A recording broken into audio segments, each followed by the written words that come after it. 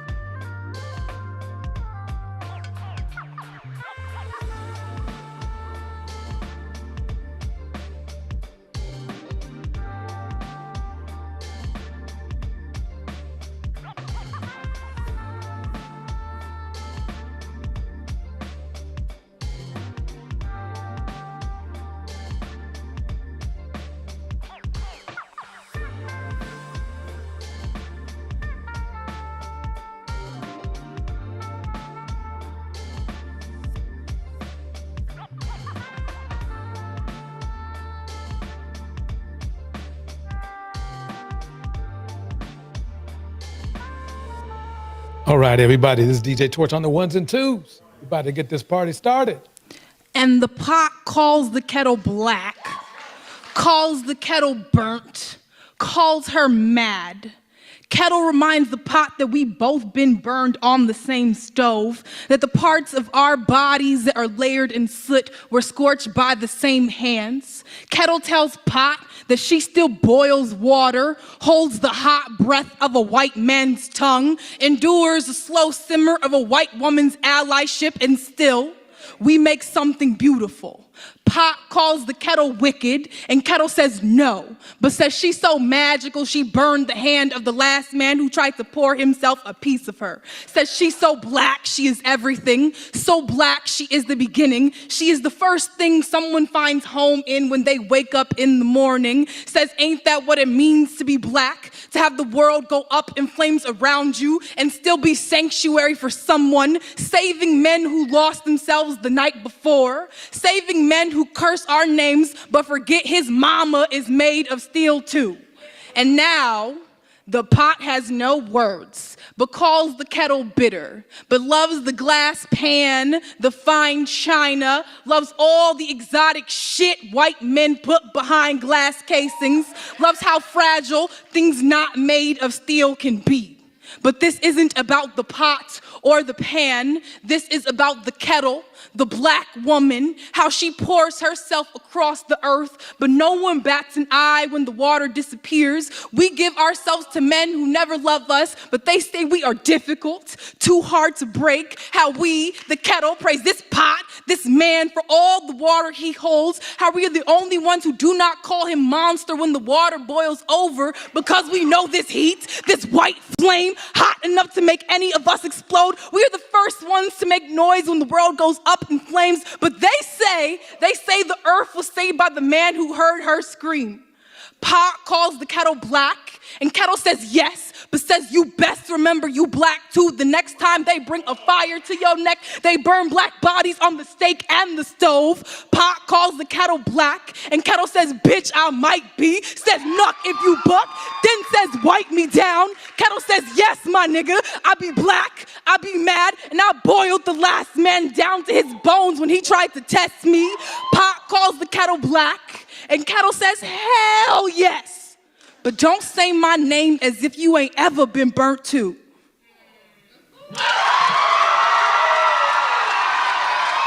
That's good, everybody. He's doing a small mic check right now. Let me pause that out. I know. Let me pause that out right there. That's Pam online doing her thing. Right now, I just need to make sure everything is cool. So hold on one second. I want to make sure I'm online. Okay. Let's see what's going on here. Yeah, I appear to be good. Okay. Let me make sure that's like that. All right.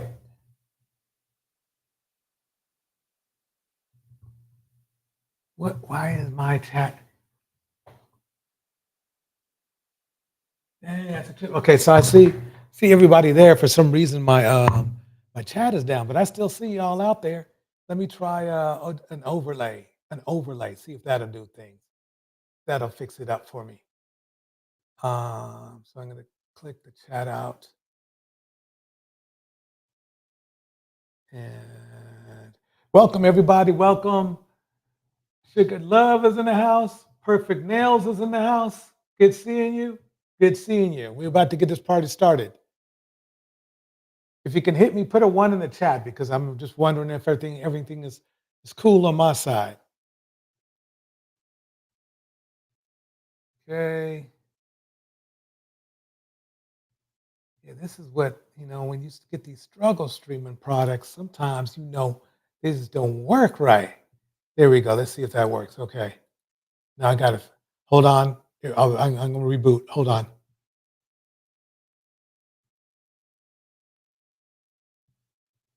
Come on, reboot.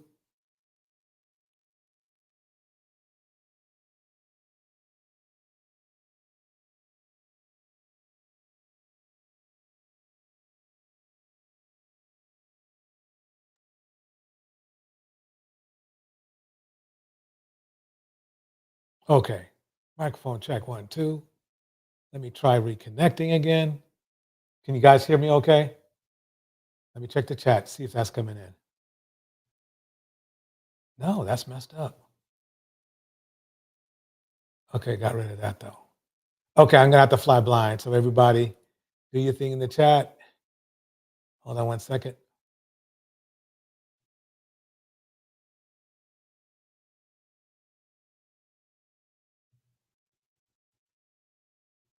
Let's get this party started. Here we go. Yo, it's your boy Kai, and we have Dr. So Dr. Umar is going to speak on Travis Hunter. He's a football star, right? So anyway, basically, they're kind of mad. Everybody's kind of mad at Travis Hunter because the young lady they're saying the young lady is kind of like what is it?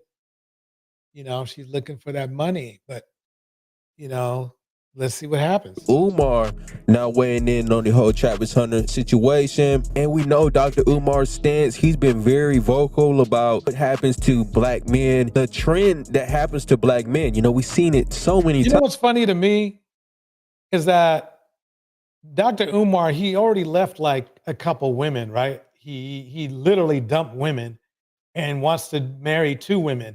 So why is anybody even listening to him? That's the weird thing. That's just what I'm saying. JBL, JB, is that J Busy? J Busy in the house. All right, Why Seeking Knowledge is in the house. Sugar Love, Perfect Nails. We're gonna have a good night. We're gonna have a good night.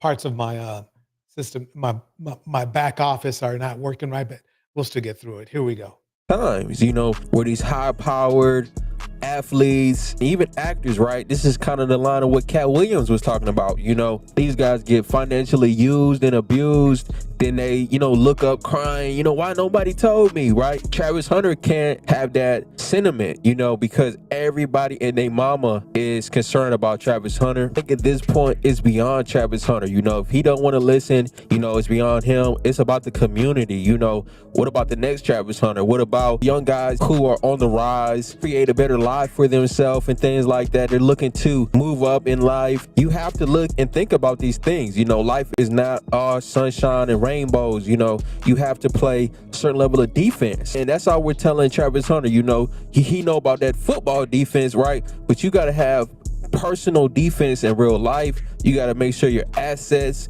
Well, I mean, the thing is this is right. I mean, as far as right now, what has she done to him that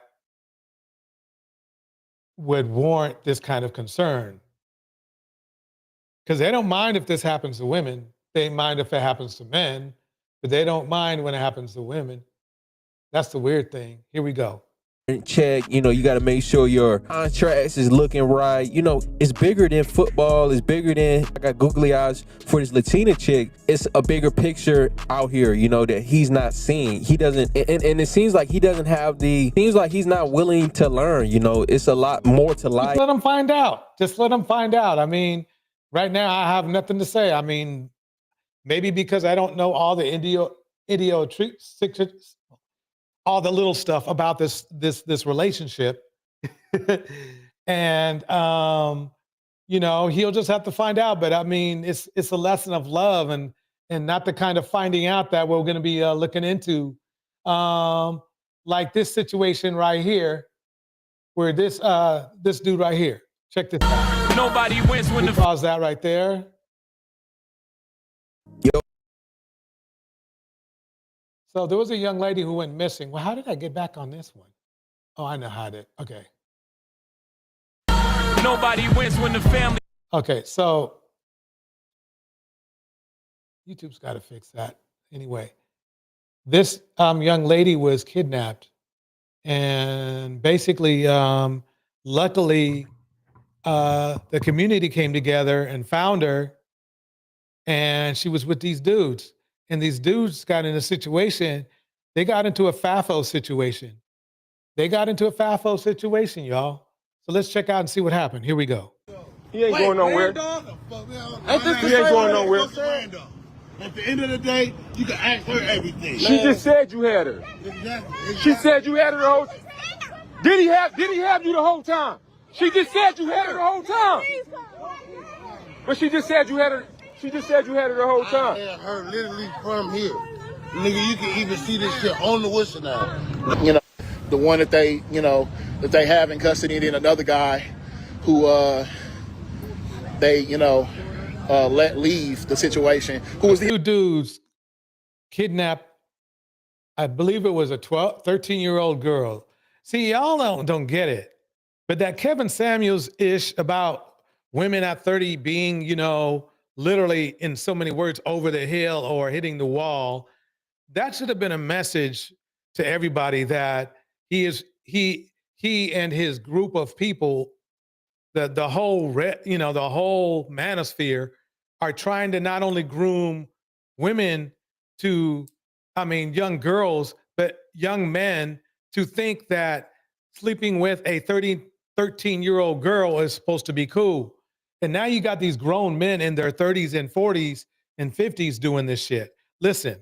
The original guy that people were looking for or said that she was supposed to be with, that person was also here.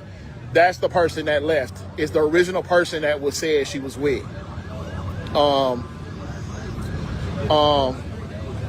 So that's where we at. And like I said, if anybody asking me to turn, the little girl's found. She's here, with the family. Police are interviewing her, talking to her. So the police, that must be who they took around the corner. Okay. That's a funny thing. Very good point. Why seeking knowledge? Exploitation.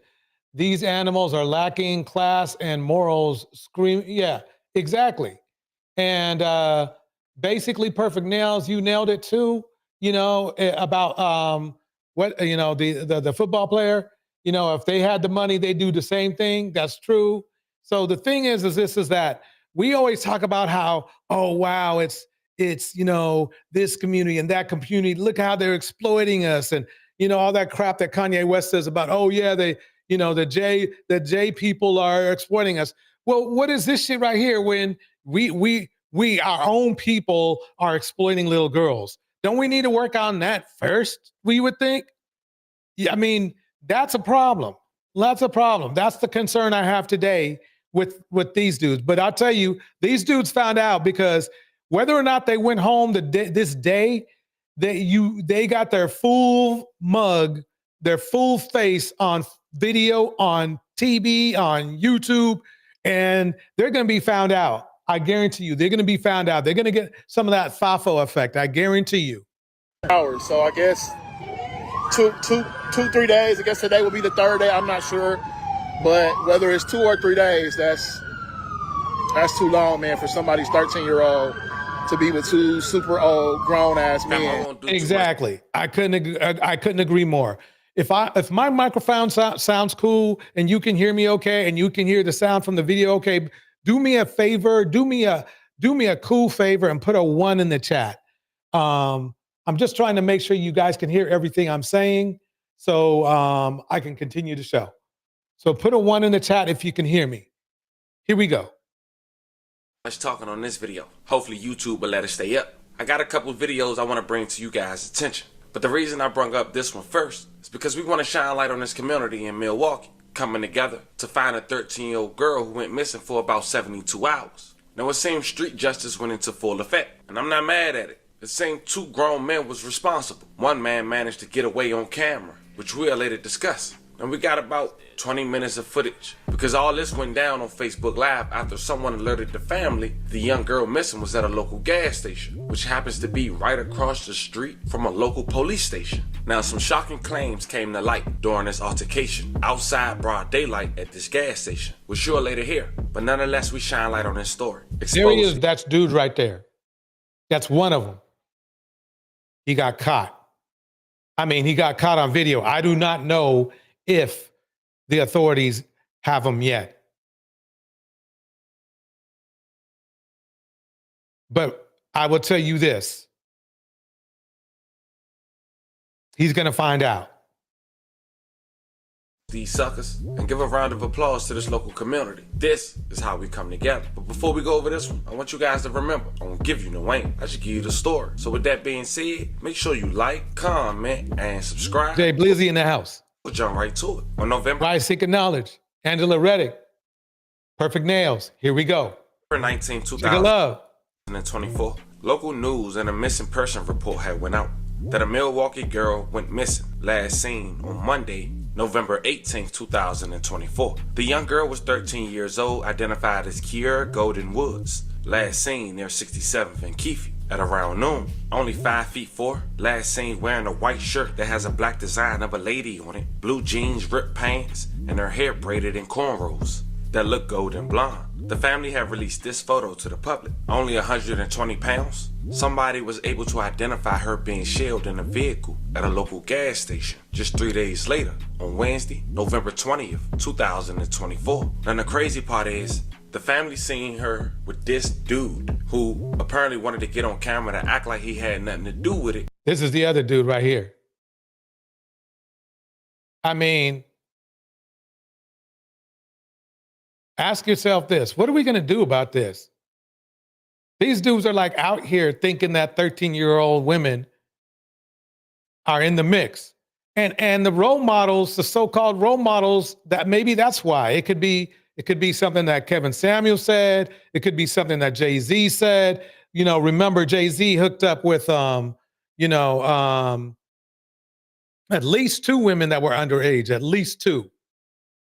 You know, they were trying to get with Leah when she was like 14, you know, Foxy Brown. When are we going to fix that problem? I mean, it's funny because men want women to submit, but what?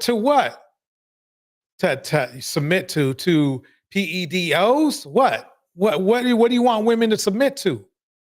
You know, why should young girls have to deal with this? Let's keep it going. Here we go.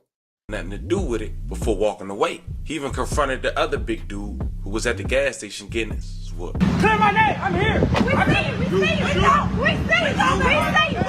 We know. Your name clear. Your name clear. Your name clear. Oh, if he was in the car, he was in the car. He ain't clear for nothing. We'll let the justice system handle that shit. You know, we'll handle it. And I've been watching a lot of tape, watching how judges operate, watching how lawyers operate and stuff. And I'll tell you this, you know something? For every unfair instance that I've seen personally, I've seen hundreds of situations where, you know, dudes got off easy, including some of those famous rappers who like were in for like deleting somebody but only got like probation for like, 15 years and shit. 15-year probation. Good luck, bro. But still, this is the problem, is that it seems like to me we have accepted a certain level of criminality in our community, which other communities will not put up with, regardless of the race of person who's committing it. So, you know, yes, they're going to be a little bit more twitchy towards us. Yes. But as far as that, they're not going to tolerate this shit from nobody. Why are we tolerating it? Let me keep it going. Here we go. Your name clear. I'm close. You cleared your name. He good. I got my baby back. I got my baby back in the car. I ain't never took no little girl. I'm not going back. I got a whole girl. I would never do shit like that.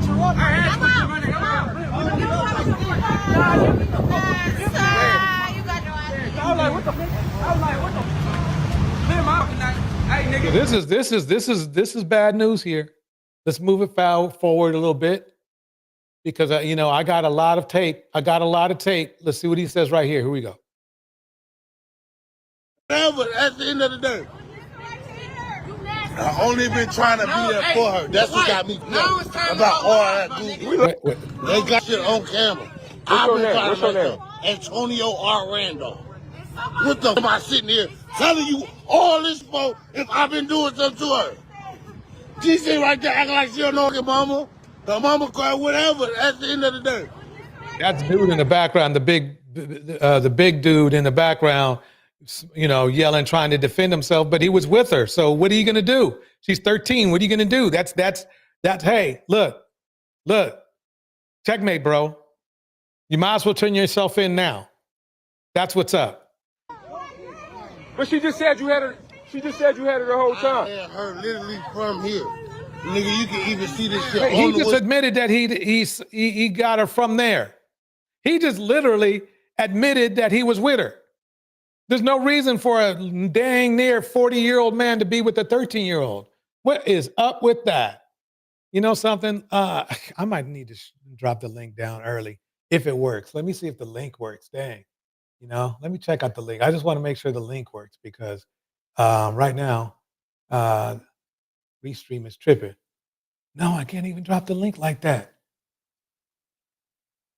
Man. Okay. So anyway, here we go. They got shit on camera. What's your name? Antonio R. Randolph. What the am I sitting here telling you all this for if I've been doing something to her? She sit right there acting like she don't know her mama. Her mama cry, whatever. At the end of the day. Notice how he never said he was not with her, right? He never said that. I only been trying to be there for her. That's what got me about all that Google. We live. There he is. If y'all in the area, there he is. That's him. That's one of them. We live.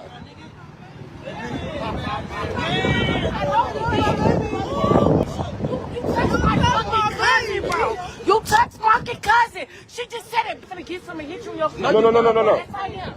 Hey, are you sure? You sure this is the guy? Like, it can't. This is him. This is who you was with this whole time. He didn't let you go? Do you know him? Huh? Yeah, turn it off. Yes, he's been touching her. Do me a favor, hold this.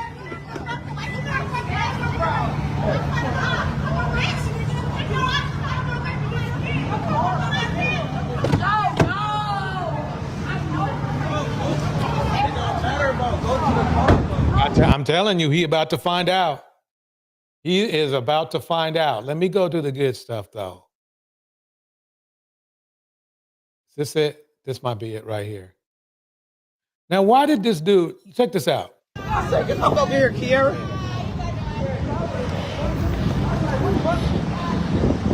Why did this dude take off his shirt? Why did he take off his shirt? Somebody tell me why he took off his shirt. Why would you do that? Sorry, it's blurry, but you know, that's how the video be like. Wait, let me get it like this. Okay. Let me try that. No, that didn't work. But I need some help with that. Why is he taking out his shirt? You can tell it's cold. You can tell it just rained, right? Hell yeah, nigga, you have my baby. You have my baby. Some more, nigga. You have my baby. Yeah. Some more, nigga. Yeah. Hey, quick question. What Yeah, we told did. y'all it was me. Please tell me, cause I Hey, didn't know. for all that, man, your name clear. Just that's all that matters. Okay. Make sure show my face. Your name, what's your name? Michael Kendrick Wakefield. There you go. His name clear. He is not the one. Your name clear. My bad. Thank you. You good, man? Hey, how did the police station right here and ain't no cop come yet? That's a good question. Yeah, man, when you call somebody, my nigga, you don't do Let like me that. drop this down a little bit. It's getting tripping over here. Okay, here we go. You don't do like that. You call somebody, you can take her to the police station. Look at that big old. You take her to the police station. Why didn't do that? Look at that big old. Look at that big old gut. Nothing wrong with being overweight, but when you doing felon stuff, I get angry. Why you ain't do that? He ain't clap you, folks. You lucky he ain't clap you, G. Listen. I don't kill black. Listen. Now, when the young girl got to the police station, she confirmed both of them was there. Yeah, And she confirmed both of them was there. big dude allowed him to take part in abusing her. So now he wanted as well, which is crazy because he had females with him in the car. One of them was recording, which is the footage we looking at. They're about to find out. They said their names and everything. As you can see, a nigga is innocent, cause I don't steal. I get. Start shooting. That man finna start shooting. Boy, man, that boy, yeah. They came up, shook my hand. You innocent, name cleared. Now I don't even know which one of my siblings gave my name up. Now we need to get out of the fast face, cause you low-key stopping everybody else from getting out. I'm here. That is my problem here.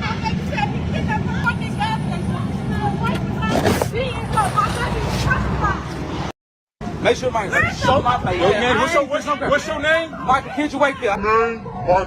Look at this, folks. His name. Let's listen to it again. His name came up as a registered S offender, y'all. So he fits right into the bill. Yeah. Some more, nigga. Yeah. Yeah, we did. Hey, go call that man. Your name clear. Just that's all that matters. Okay. Make sure show my face. Yo, man, what's your name? Michael Kendrick Wakefield. I ain't touching no female. No. Yeah. The family, he ran it. He ran it, and he found out this guy was, see, this is the thing. It's so funny how, these perpetrators be just lying straight to your face. Your name clear. Just that's all that matters. Okay. Make sure show my face. Yo, man, what's your name? Michael Kendrick Wakefield. Michael something Wakefield, right? Look, his name came up as a registered S offender. And they just lying straight up, just lying. Henry Mars in the house, Angela Reddick, Why Seeking Knowledge, Phoenix Soul, it's good to see you. The singing queen is here. Sugar Love is in here. Everybody's up in here. I'm glad to see everyone. We're about to get this party started. We are about to get it started. For some reason, my chat back in the back office ain't working, but that's okay because that just means I'm winging it tonight. That's all. Anyway, here let me get this party started. Here we go. I ain't touching no female. No touching no. Your name clear. My bad. Thank you. Appreciate it, man. Now the big dude act like he ain't had nothing to do with it too, until the young girl said yes, and he confirmed it. The day has every day she went missing, and she was crying because she didn't want her family not to believe it. Don't worry about it. Don't worry about it. He ain't going nowhere. He ain't going nowhere. He ain't going nowhere. See what I mean? See, this is endless supply of Dusties. All right. MTGV in the house. Hey, look, she does some great work. She does great work. So you got to check out her channel. Yes, Phoenix Soul. You said that's the singing queen, Phoenix Soul. Henry Mars is up in here. Why Seeking Knowledge is in here. And I swear, I'm telling you, I am so mad at these dudes. I mean, I'm embarrassed and humiliated because they're representing somebody, me in the worst way. Now, here's another young man who found out. This man right here found out. Check it out. 18-year-old Adric White had already been arrested once for robbing a restaurant at gunpoint. Despite this, he chose to commit another robbery, this time targeting a Family Dollar store in Mobile, Alabama. This decision would change his life forever. On a seemingly normal day, Adric walked into the store, pulled out a gun and held it to an employee's head. Little did he know another shopper was watching, a Good Samaritan with a concealed carry permit. Seeing the danger, the shopper decided to act. "Don't move," he warned Adric. However, he didn't surrender. He turned toward the man, still holding his weapon. Fearing for his own life and the lives of others, the Good Samaritan fired 5 shots, stopping Adric. Adric was rushed to the hospital and survived his injuries. He found out, y'all. He has a chance. He has a chance, though, because he lived, and maybe he can make a turnaround. For most families, this would have been a wake-up call, a moment to reflect on how such choices lead to harm. Adric's family was not angry with him for his actions. Instead, they blamed the Good Samaritan. They literally blamed the guy for stopping him from committing a crime. They both had guns. It's like a gunslinger fight then, you know what I mean? It's time to gunsling. The kid lost. But he's lucky because he's still breathing. Maybe he can learn. It's a hard lesson to learn, but at least he can learn a lesson. Yeah, the little kid, the kid took 5 shots. Yeah. You got that adrenaline. I can't blame the Good Samaritan because, he could have shot him straight up in the noggin, and that would have been lights out.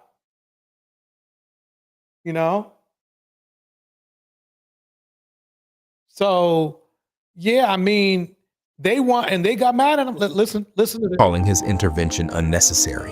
One family member questioned what gave him. This dude is trying to rob a dollar store. Don't ask me why you would, because they only got dollars, right? And it's an armed robbery.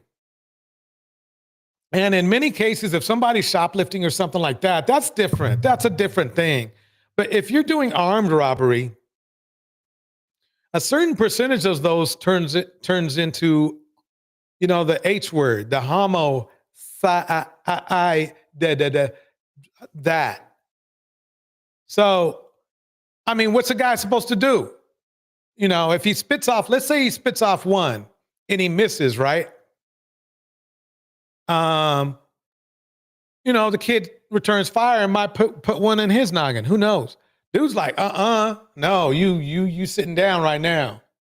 So I'm happy that he lived, though. I'm happy the kid lived, and he might have a chance at a better life after he gets out of prison, because he's 18, right? So after he gets out of prison, he's going to prison. Okay, he's going to prison. So let's listen. The right to shoot Adric if his own life wasn't in danger. The Good Samaritan had a different perspective. He explained, Criminals think they're the only ones with guns. I didn't want to shoot, but I couldn't stand by and let someone's life be at risk. He was clear. See, the thing is this. Okay, so this is what happened. When the Samaritan said, don't move, and the kid moved, that's when the decision was made for a gunslinging fight. We can't say that the kid was not unarmed because he had a gun. And there was no way, even if it was a fake gun or pew-pew, I should say, there's no way to tell from that distance, or you just can't tell. The way they make these replicas these days, you literally need to be right up on it. Of any wrongdoing, as his actions were deemed legal self-defense. Let me stop that right there. Let me get this. So let me get that off screen.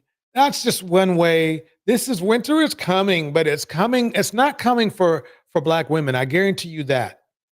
As long as you stay away from people like this. Winter is coming for these men. Technology is starting to catch up with this kind of situation. Let's put it that way. We just went through and found out that a young lady that was accosted was found by video. This man right here, a bystander, put some metal up in him, and Travis, that's a thing of love. Really, I should have put that on like a different show, but hey, what the heck, we're here, right? So anyway, let me move forward with this. Let me move forward because it's about time for a little TI. We're gonna get. Oh, wait. Yeah, let's touch on TI and then we'll go to the bishop real quick. Here we go. Great. Girl, hit me. This is Pam, one of my favorite people. So TI is suing somebody. Like we bet. Yeah. Okay. For slander. Probably a few photos in there so we can see what's up. And then he's. Okay, let me go back a little bit. Okay. It's just a lot going on. These rappers from my era, we litigate. They like to play in the court sandbox. I see. They like, these are games you want to play. We can play all day. And T.I. and them, they just won that OMG lawsuit. They won millions off that OMG case. They got a couple of dollars to throw around to go sue a couple of people if they got to. But I'm going to pause that for a minute. You know something? Let me play this right here. Wait, let me pause that.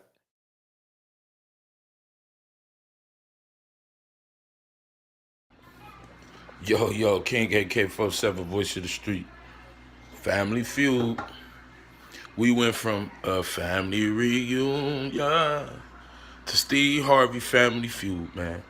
T.I. is accused of pulling the gun to Tiny's friend's head.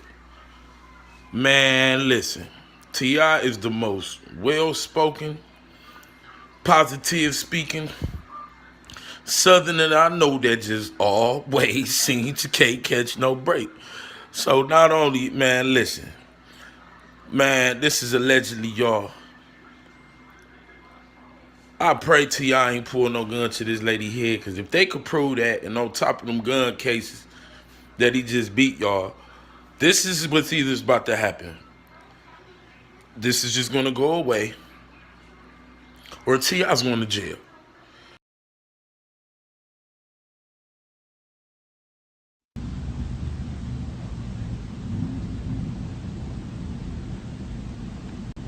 Some amazing individuals. Hey, how you doing? Let me speak. If you don't know who this is the woman that claims that T.I. put a gun to her, a pew-pew to her head. Here we go. Light on something and how weird people are. First of all, never said that your husband was an abuser, okay? Because he couldn't abuse me. Let's just be clear. He abuses you. Let's be clear on that, okay? Let's be clear on that. He abuses you. He's talking about T.I. Yep. I tried to tell you about them rappers. Husband could never abuse me. So that's never a comment Sabrina used, okay? Let's be clear on that. Number two, me speaking about what I experienced is my experience, okay? Okay? Your husband put a gun to my head after me looking out for you on several occasions. You are the battered woman. I'm saying you're the woman that's always somewhere crying. You're the one that's always being cheated on. You're the one. I'm saying but you the one that wants to go run to your friends and tell them what he did wrong in X, Y, and Z. And I was so young, I did not know. I didn't know to not listen to a woman when she's going crazy and crying about her relationship. The only thing I knew is that my friend was going through X, Y, and Z, and I jumped the fuck in like the dumbass I was. But she owned. That's cool that she did own up. That was a dumb thing for her to try to get in me, try to help her friend with T.I. because you can't. That it always ends up bad for women when women try to defend other women against men, because these dudes these days, including T.I., they just have no impulse control whatsoever. Facts do remain the same. And if so I've let this go because it's so freaking old. This is so old, but this is a part of my trauma. This is a part of my truth. This is so old that he went on to make songs about it and so forth and so on.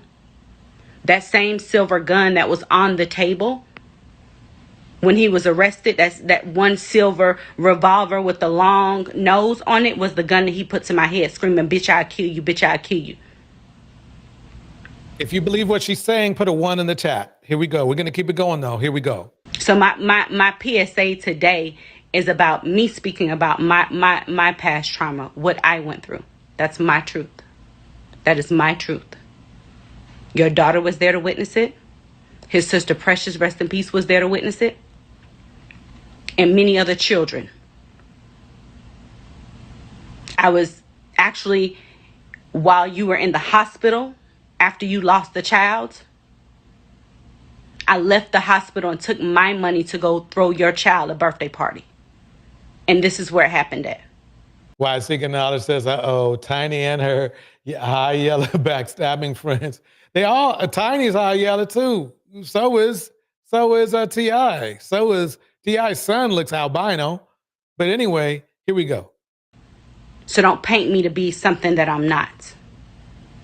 Don't ever even say that's the problem. He was on probation. I never once called the police on him. I never once started a case. And as far as my child knowing him, your children call me, your daughter calls me auntie. So as far as my child taking a picture with him and me saying that's his uncle and X, Y, and Z, that was 2 years ago. That was 2 years ago. My child has never been in a private setting with him at all. Let's be clear on that. But the horrible part about it all is victim shaming. It's one thing to go through what you go through in life, but it's so painful when people will come back and try to make it sound like you did not go through what you went through. No woman in a right mind. The statute of limitations is up. He can't go to jail for what he did to me. But at the end of the day, that's true. Because if he was under parole, that's too complicated for me. Let me keep it going. Today, my truth is my truth. What I lived is what I lived. And no one can discount that. No one can discount the amount of time it took me to get over that trauma. If you ever had a cold pistol put to the side of your head with pressure to it, you would know. I don't care if it's 10, 20, 30 years later. That's something you will never forget. You will never forget that moment of someone threatening and pushing a gun, a cold gun, against your face and your head, saying, bitch, I'll kill you, bitch, I'll kill you. I mean, this is kind of lining up because didn't T.I. has a bad temper. And T.I. be liking his guns. So, you know, you take the math and you can see this happening. You can see this happening. Dang, I wish y'all are rocking that out. You guys are rocking out in the chat. Shoot, I wish I could put them up on the screen, but this stupid thing ain't working tonight. But I tell you what, I'm gonna get it working for next time. But anyway, my feeling is that I will know this. I did some research and she's not exactly an angel herself, but I do believe he did that. And what we are focusing on is what he did, not whether, you know, she has a jacket herself or anything like that. The fact of the matter is that why are we holding him in high esteem when he's literally has done some dumb stuff? I don't care how many years ago it happened. It happened. That's what happened to me. And I'd be damned if anybody tries to say I'm speaking on something for clout or this and third. I don't need any clout for something that A, I didn't sue him for, and B, I didn't get him arrested for. I thought in my character at that young age I was at, that was me being down, knowing someone was on paperwork, knowing someone had. Man, that's just messed up.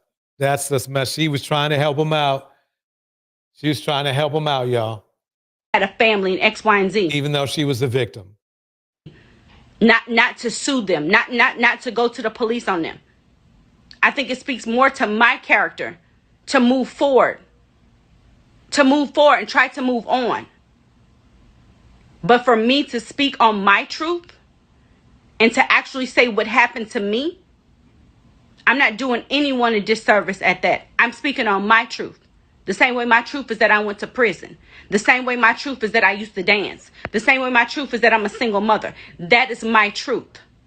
I pray that today, every single woman that has a fabric or a fiber of her truth that may not sit well with how people want to idolize people, I pray that you stand up in your truth. But the part that's disheartening and more hurtful than anything else is that the woman that I stood for, the woman the quote unquote friend whose back I had is now turning around and saying the things you're saying. You're disgusting. I think people in my chat agree with you. But I'm just going to listen, though. I'm just going to listen. Here we go, folks. You're a disgusting individual. You are disgusting. Don't ever let loyalty kill your moral compass. Don't ever let money kill the person you are within. Don't ever let that happen. You know what happened. I know what happened. And I don't understand how you got these big old balls of steel, because you know me. You know me. More than you know me, you know me. And I'm the smallest bit of your worries. Your worries need to be because my voice has spoke up. Many women will follow. That's what you need to be worried about today. Don't worry about me. I'm outside the statute of limitations. I don't need nothing from you. But my truth is my truth. My truth, what happened to me, my pain, my trauma, what I experienced, what I'm experiencing right now, these are all my truth. I would say that, oh no, want to know something? Oh no, dude sued her, didn't he? He sued her. He's suing this woman right here. In fact, let me bring it up. And I'll tell you why this is really bad for him to do it. He literally, by T.I. suing this woman now, she gets to countersue.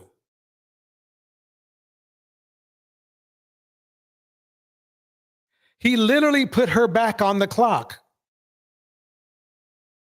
He literally put her back on the clock.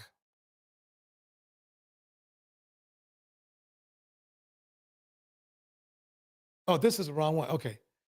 He literally put this because man, he's gonna find out, y'all. I think T.I. is gonna find out, y'all, because he put her back on the clock, y'all. He put her back on the clock. I gotta talk to Pam. Maybe I can email Pam. I don't know if she'll answer my email, but I'm a big fan of hers. And find out if somebody like sues you for something that related to a crime that happened a long time ago. Does that put you back on the clock? Does that get that statutes of limitation out the way?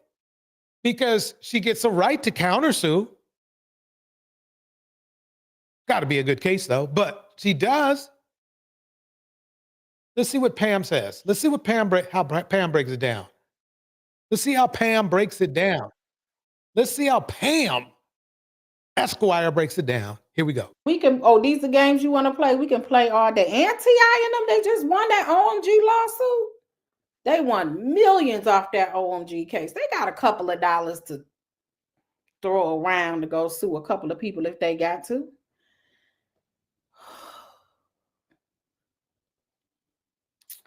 You got a notification, Kelly? Shout out to you. You thought it was my other video? No, but make sure you hit that like too, Kelly. Make sure you hit that like too. Y'all might end up going to the other video thinking that it's because I did. Yeah, don't forget to hit the like over here at her channel, and don't forget to hit the like at my channel, every channel, and hit the like at MTGV's channel too. And don't forget about hitting the like at Sugar Love's channel. And if anybody else has a channel, let me know because they got to go over to your channel and hit the like. Here we go. Off like a couple of minutes ago. I think she sued Shakana. Hey, Ray, good to see you.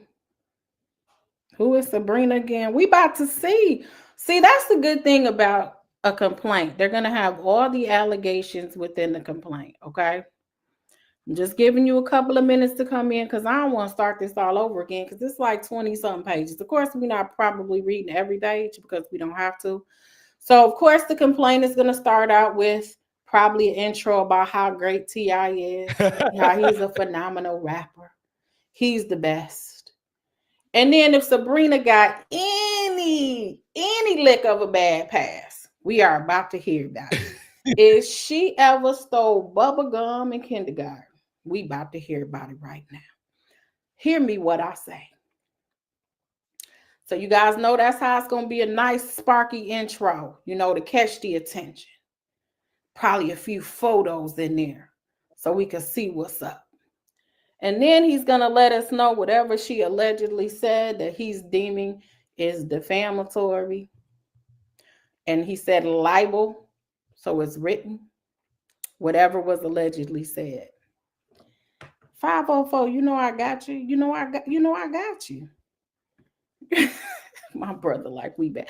Yeah, we back. We up there. We back now. Okay, let's pull this up. All right, everybody, y'all welcome to the replay for all the people that get on the replay because I'm sure it's gonna be a lot of people because I just was on. Okay, so Pam's about to get into the legal jargon, which is very important. I mean, when I started this live, I was like, man, there was so much good stuff going on. I had to throw more and more videos in here. Anyway, let's have Pam Esquire break it down, and then I'll break down her breakdown, and we'll go from there. Here we go. Harris, aka T.I., aka Tip. Thank you, Trudy, for the cash app. I appreciate it. I'm over here working hard. I appreciate the love. Appreciate the love. I appreciate that. You're going to love what I do here. Watch this.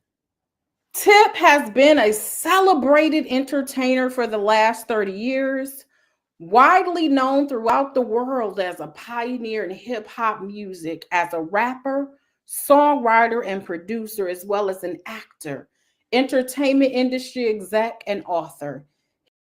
Okay. T.I., the wonderful man, was arrested in 1998. He was arrested and convicted in Georgia for distribution of CC, manufacturing and distributing a controlled substance, and giving authorities a false name. Back to you, Pam.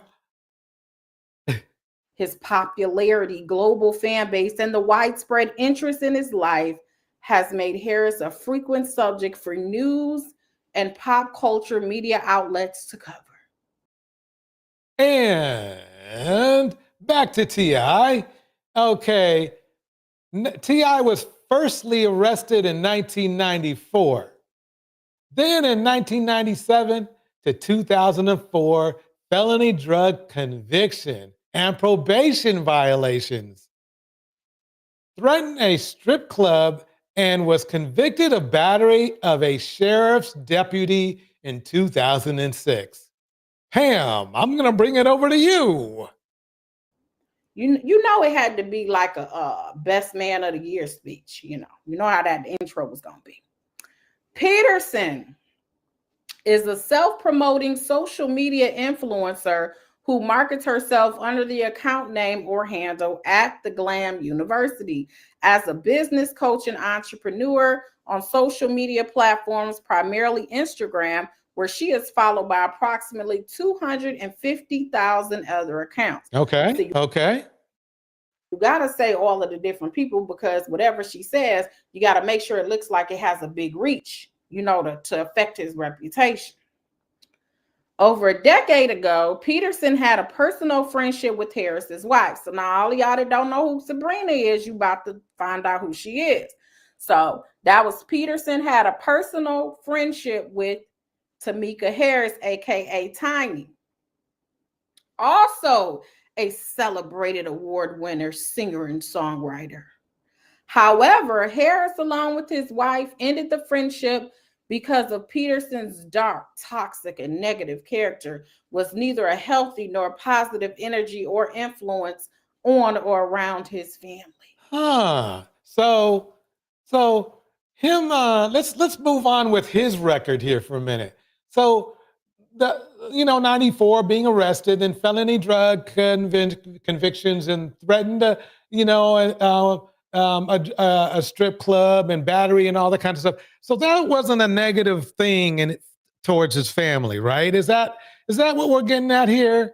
I'm just wondering. Here. In 2007 to 2009, federal weapons conviction. 2010 and 2011, probation violation and 11th month sentence, I assume in prison. And then in 2004, I was wondering where he went. Standoff with Los Angeles police officers. Of course, this didn't affect his family whatsoever, right? So this didn't affect his family, but for this right here, basically what this young lady was doing did. So let's go on, Pam. Break it down for us, Pam. Please do. Ever since Harris and his family spurned Peterson, she has been obsessed with Harris and his wife. She spent years desperately seeking her way into their good graces. Unsuccessful, Peterson turned to her usual pattern of online harassment and threatening behavior that throughout the years she has unleashed on several other individuals who similarly sought to no longer associate with her. Okay, but the problem I have, T.I., is, look at all this shit you got here, bro. Let me continue. Thank you, Pam. Let me continue here. 2014, standoff with police officers. 215, tax issues. 218, public disorder arrest. 220, crypto fraud charges. Okay, that means you lied. You deceived. You were deceptive to other people. And then 2024, an assault lawsuit.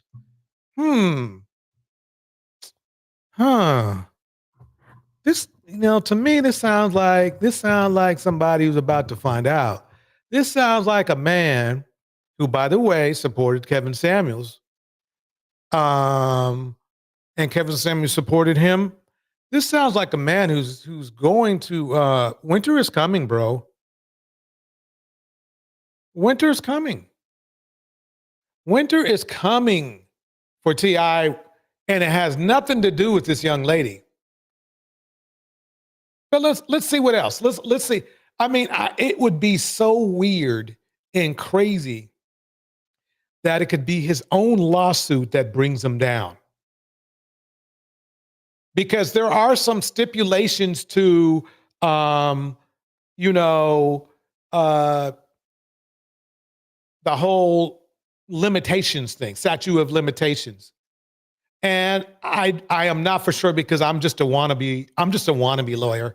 Well, I got to ask Pam, but I believe he might have opened up Pandora's box. However, unlike Peterson's other victims who were not well-known celebrities, attacking Harris and his family has brought Peterson the online popularity or clout she has been seeking as an online social media influencer. As a social media influencer, Peterson's livelihood depends on her visibility and popularity or clout on various social media platforms.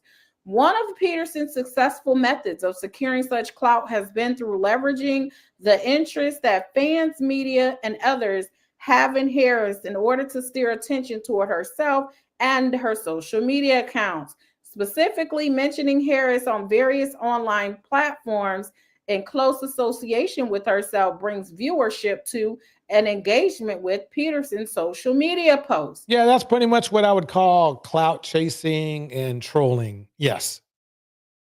And if she wasn't truthful about what she was saying about Harris, then that would be indeed a very strong argument for defamation. As such, she intentionally and/or recklessly posts false, salacious information and baseless accusations about him in order to stay relevant in online social media and gain clout on popular social media platforms, including Insta, Facebook, and YouTube. That's all. That's only 3 platforms. Well, I'm just kidding. Most of Peterson's social media posts about Harris and his family have crossed the line of decency, are defamatory, and are intended to harass him and his family. A series of posts on Instagram on September 17, 2024 were particularly beyond the pale when she falsely stated that Harris was under federal investigation for actual trafficking of women in connection with another celebrity entertainer currently being prosecuted for such conduct. Pam, you broke it down perfectly. So obviously that's Diddy. And the problem that T.I. has is that birds of a feather flock together. And as I was stating yesterday, by one of my producers told me like a year ago, they roll in packs. So let's see what's going on here. Here we go. Investigation for actual trafficking of women in connection with another celebrity entertainer currently being prosecuted for such conduct. Oh, dang, how did he get in this? Diddy, you in everybody's stuff, bro. Diddy is in everybody's stuff, Pam. It's crazy to me. It's crazy, but he just up. Look, Diddy, this is the thing, Pam, in my opinion. See, we're talking about pivotal people in the hip hop industry. And people try to make them seem like they are separate. But Pam Esquire, they roll in packs. Here we go. Peterson published these statements about Harris knowing they were false and defamatory in order to advance her own personal interests. This lawsuit is intended to redress the harm caused by Harris as a result of these false, defamatory statements that were published by Peterson simply to advance her popularity in online social media. Diddy, like, how I get in it? I don't know. I don't know, Pam. I don't know. He's in everything. Papa said he catching strays all day. I mean, he's everything. You know, he does a lot of stuff. I don't know if he already sued Sabrina, but he sure sued her today. That is so true. She said, I'm surprised T.I. didn't sue Sabrina expeditiously. I'm going to stop that right there. If you want to see the rest of Pam's live stream, do check it out. It's very entertaining. I chose Pam's live stream over some football. So, you also do the same. But let me move forward here.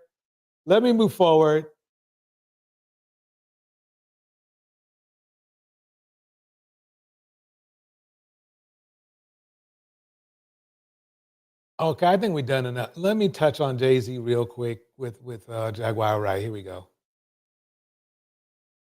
Oh, yeah, here we go. Okay. I want to bring this up real quick because Corey Holcomb shares a stern message. Okay, as you can see, it's Corey the Desk Master Holcomb.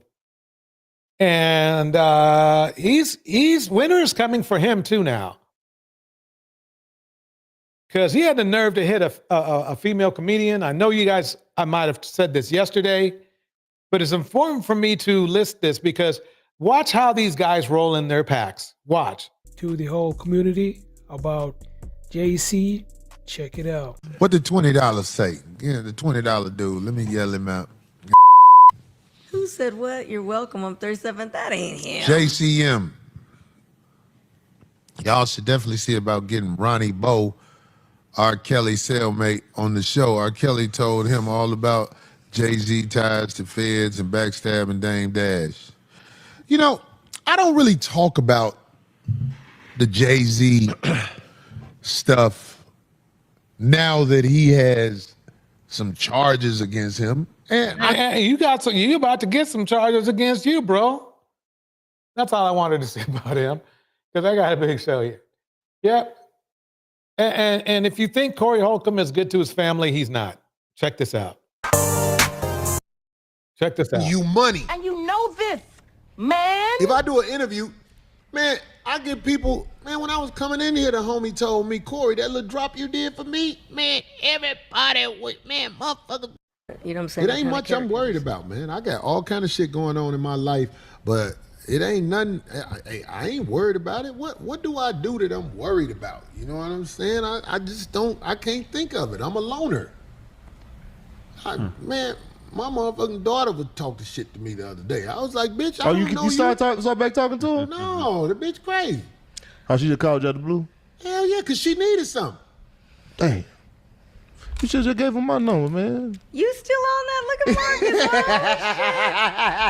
Marcus. You guys hear that? I believe He's my trying to hit daughter on runs it. circles around you, boy. Oh, shoot. She taller than him, for sure. Yeah. She ain't taller than Oh, me. yes. She is not taller than me. Oh, the last time she was here, I got a picture. She She probably and has I heels standing next on to each or other. You something. see how tall she is. I mean, She's I tall. brought it up because she tried to run game on me like she was brought up by her mama. That crazy bitch out there again. You know what I'm saying? Instead of realizing I got away from her mama because I don't speak to her mama. She be like, I know you hate my mama. I'm like, bitch, I ain't got time to hate nobody. Your mama was drama. Now here it is all these years later. You just like your mama. Both of y'all can kiss my motherfucking ass. I go. What a great father. What a wonderful father. Amazing. He can all find out, though. He shouldn't have touched that woman like that. He shouldn't have hit her. He shouldn't have hit her. This is a trip. You know, out of the blue, she just says she cheated on you, you know, and... Dad hit Mom. Okay. Did you see it? On November 3rd, 2022, officers responded to a battery that had just occurred. Apparently, the dad cheated on the mom with her brother, but now that the mom cheated on him... Listen closely. Did you catch that? Did you catch that? Exactly, Angela. He is trash. Holcomb is trash. Listen to this closely. Don't miss this. This is important. Why Sikanana says he's got a lot of nerve. He is calling his daughter a bitch, right? And letting a man joke about taking advantage of her sexually is exactly. Check this one out. Listen again. Here we go. On you, you know, and Dad hit Mom. okay. Did you see it? On November 3rd, 2022, officers responded to a battery that had just occurred. Apparently, the dad cheated on the mom with her brother, but now The dad cheated on the little girl's mom with her brother, with the mom's brother. You all can get mad at me for stating this down low culture, but it's for real. Let me keep playing it. Here we go. now that the mom cheated on him, he took things too far. So she cheated on, her whatever the guy is, with somebody else. And I don't condone doing that because you really only disrespect yourself. But hey, well, unless you end up with a person. But anyway, basically, that's when he got mad and he hit her, even though he cheated on her with another dude. See what I mean? What's going on? I was cleaning the house and he came behind me and hit me in my face. Step out with me, my man. And he did that. He flipped it over. Want to get both sides of the story here, okay? Yep. You would think that if you knew you were in big trouble, and he knows that. He knows he's in trouble. You would think he would be at least respectful to the officer, maybe just so maybe he wouldn't be arrested, right? Watch how he acts. That's been knocked down. My kid's knocked down. Okay, so you're saying you were cleaning? I was cleaning out. Okay, I just came back from the Plaza Center. I'm getting Last one, okay. And he was gonna go after because he had to stay here with the kids. And Let me pause it and bring the volume up just a little bit because I need to make sure y'all can hear this. Here we go. I started cleaning the house up because it was a wreck. And he just kept walking back and forth in front of me. So I was sweeping the trash and it hit him. The trash was hitting him, but he was walking in front of it. And he was mumbling stuff under his breath or whatnot. So I told him I cheated on him. And then he came behind me and he hit me in my face. I don't know if he punched me or open hand or whatever. I don't know. But I know he hit me. So you told him hit him in front of my kids. So you told him you cheated on him? Mm-hmm. But why did that just came out of the blue? Like he actually cheated on me with my brother. Really. And, Can you hear it? She said he actually cheated on me with her brother, with my brother. That's what she said. If that's if that ain't no down low stuff, I don't know what is. And you saw that being down low, it's not being gay ain't bad, but these down low men seem to have a short temper, in my opinion. So I guess retaliation. So he cheated with you? He cheated on me with my brother. Okay. So I guess, Okay. So what's going on? What's going on? What happened?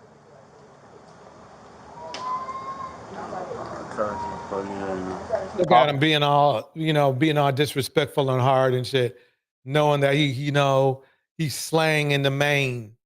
He's slanging it in the main. Exactly, Angela Raddick. Tit for tat never works in your favor.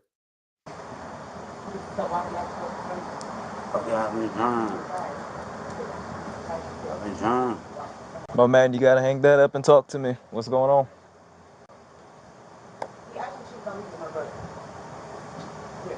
Huh? I'm talking to the police, so I gotta go. All right, so where did it happen at? Right here? Is he actually for real mush mouth or is he just high right then? I don't know.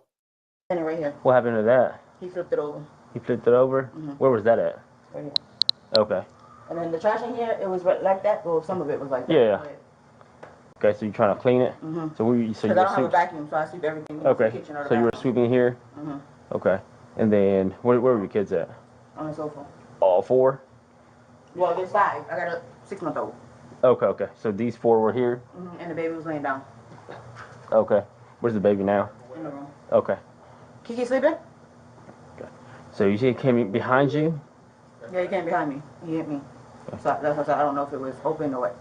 Okay, so what happened before? Yeah, she got a shiner. That's for sure. Do you need EMS? Are you sure? I just got a headache. I'm gonna take some time. There's a little knot right here on the corner of your eye. I just got a headache. Okay, so I got to pause it right there. Let's get to the point where. Okay, thank you. Yes. I just choked mommy and mommy and dad, and then I saw dad behind mommy. You saw daddy hit mommy? Is that correct? Yeah. Yeah. Were you here when they were fighting in the living room? Yeah, I'm in the living room and watching Papa's phone. Okay. And then I saw Daddy behind Mom. Okay. Dad hit mom before you go back there to the room, or did you already went back there to the room before Dad hit mommy? Dad hit Mommy. What I saw is Dad behind Mom. And I saw Dad put the shoe rack down. Put the shoe rack down? Yeah. Okay. Thank you. Okay. Yeah, she's a little bit more vocal. Yeah, I gotta get her speech therapy. Yeah. But she said she saw Dad did that. He admits to it. I think he's got a picture of your. Are you sure you don't need EMS? Okay. All right. Now your daughter mentioned something about you being choked by him. Or is that no? That's not okay. Can he have a cigarette? She's asking for it. All right. There you go. Is that phone her? He better get a cigarette. It might be his last before he goes in, because I think he's probably done stuff before, and that's not gonna help him. All right, let me give that back to her, okay? Is that the house key? Okay.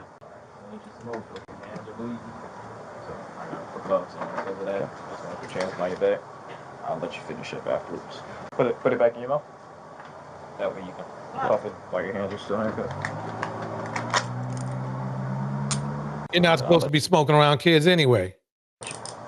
Finish it up. I'm gonna double lock it. While you're still with me. I think you've been given a crime victims bill of rights brochure. I'm gonna have to give you another one, okay? I'll explain some of the services. Angela, I couldn't agree more. Those poor children. I mean, going through all this. I mean, he was on the down low and cheated, you know. Yep.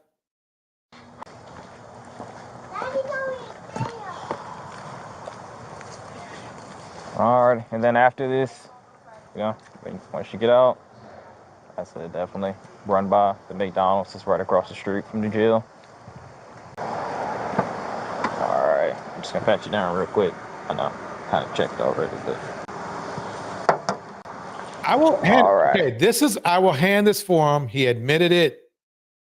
Don't get me wrong, he's still a piece of shit, but at least he didn't try to run.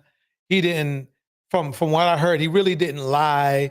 And so they might shave off a couple years here and there for that. But for the most part, he needs to go, you can't be doing that stuff around kids. Who knows down, you know how down low dudes are. So I'm glad he's getting away from those kids. if you just want to turn around and then scooch backwards and slide in, that'll make it easier. It's a little tight if you try to cram your legs in there. All right. You want your seatbelt on or you good? All right. That's the pamphlet right there. On the back side of it, of course, you got the Family Violence Clinic. What is it called? Right there, Family Violence Clinic. I know you guys have a bond condition, right? That's basically it. He effed around and found out. He messed around and found out. This one right here is a trip, though. This guy really found out. Check this one out. Probably did panic alarm. Let her know that's not a thing.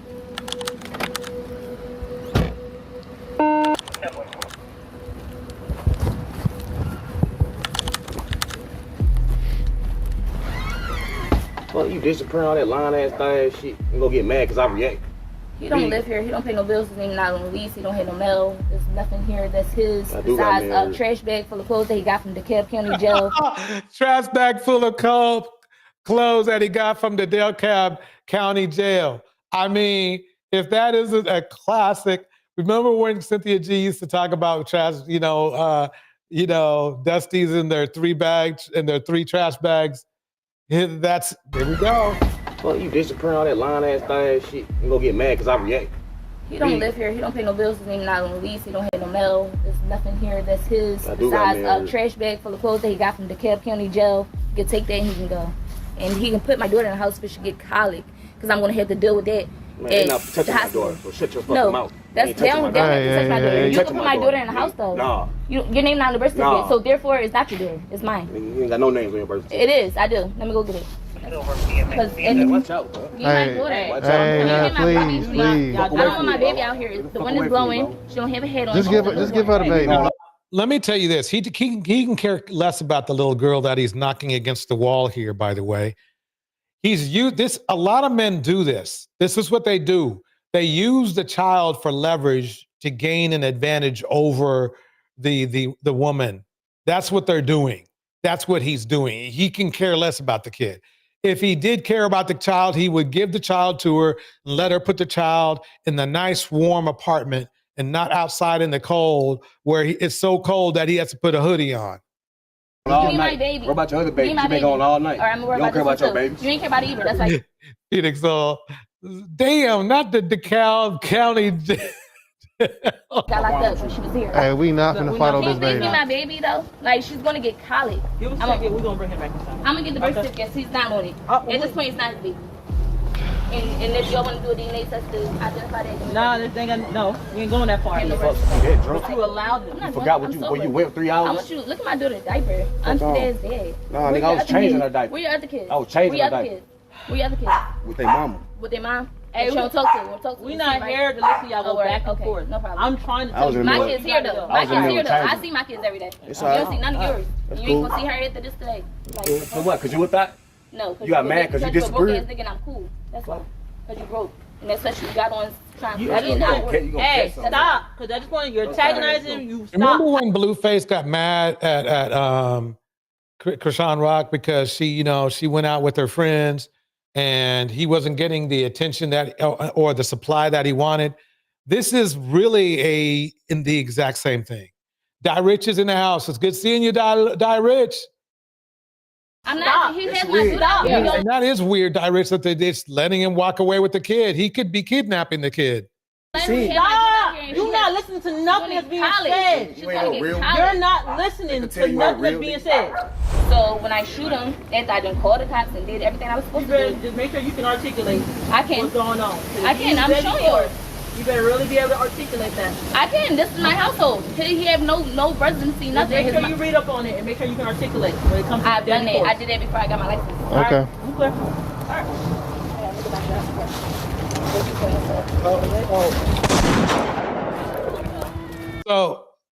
So basically he found out. I'm not laughing. I'm just like shrugging. I'm shrugging. My is a shrug. Come here, man. Everything first, bro. Oh yeah, did she shoot you? Yeah, before I die. All right, lay down. Sit down here. Where's it at? On November 27th, 2022 at 10. Yeah. She said F that. She said, look, he about it. He about to beat me or whatever she was thinking. He knew what the games were. He found out. He effed around and he found out. It's that simple. I feel bad that happened, but he found out the hard way. Let's see. Here we go. 10:02 a.m., DeKalb County Police received a call from 30-year-old Quanisha Johnson. She told dispatchers she needed an escort home because she was afraid of her boyfriend, DeMonte Smith. She explained that she had been out celebrating a friend's birthday, her first night out since giving birth 2 months earlier. When she checked her phone that morning, she found threatening messages from DeMonte, who had been watching her 3 children overnight. She told them that her fear wasn't unfounded. Just 2 weeks earlier, during a heated argument, DeMonte had caught her off guard, grabbed her, and forcefully slammed her to the ground. She hadn't reported that assault to police, but now, with DeMonte sending threatening messages and even making similar threats over the phone, Quanisha wasn't taking any chances. Probably didn't panic alarm. No, that's not a thing.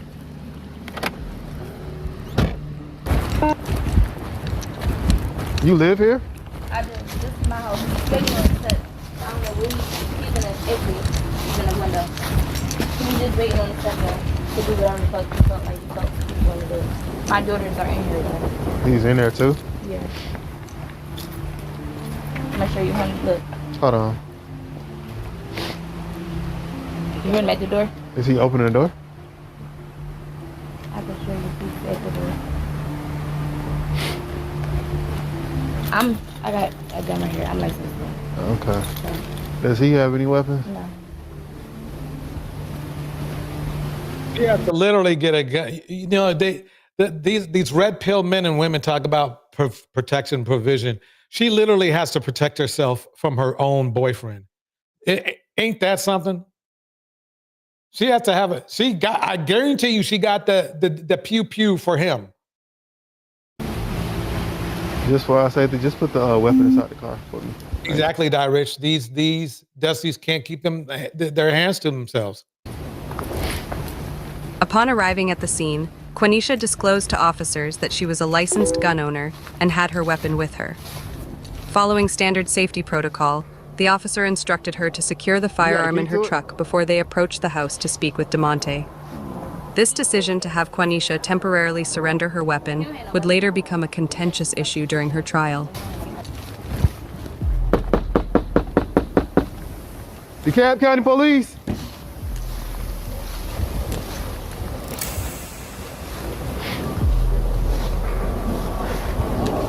You got a key to it? He put his hand in his sword. He don't have no weapon. Unless it's like a freaking knife or something. He don't have no weapon. I stand by till I get another officer out here.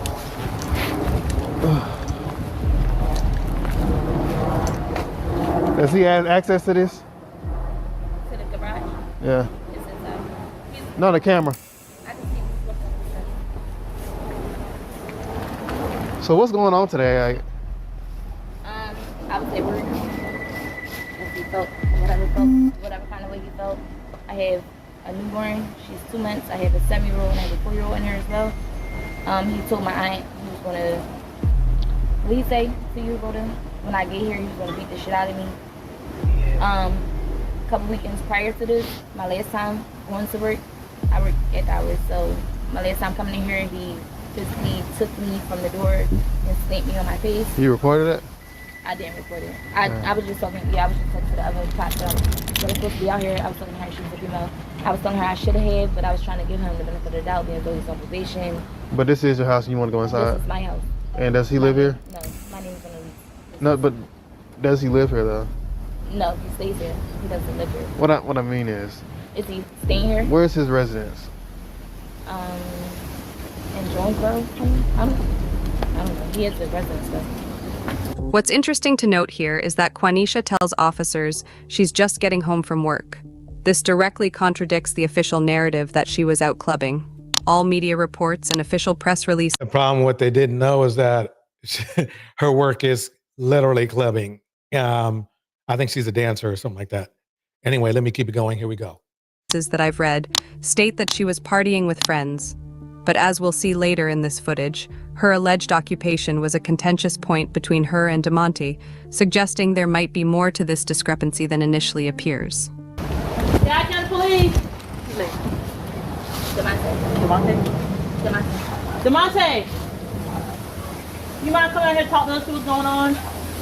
You spoke to her, but we want to speak to you because we don't know what's going on.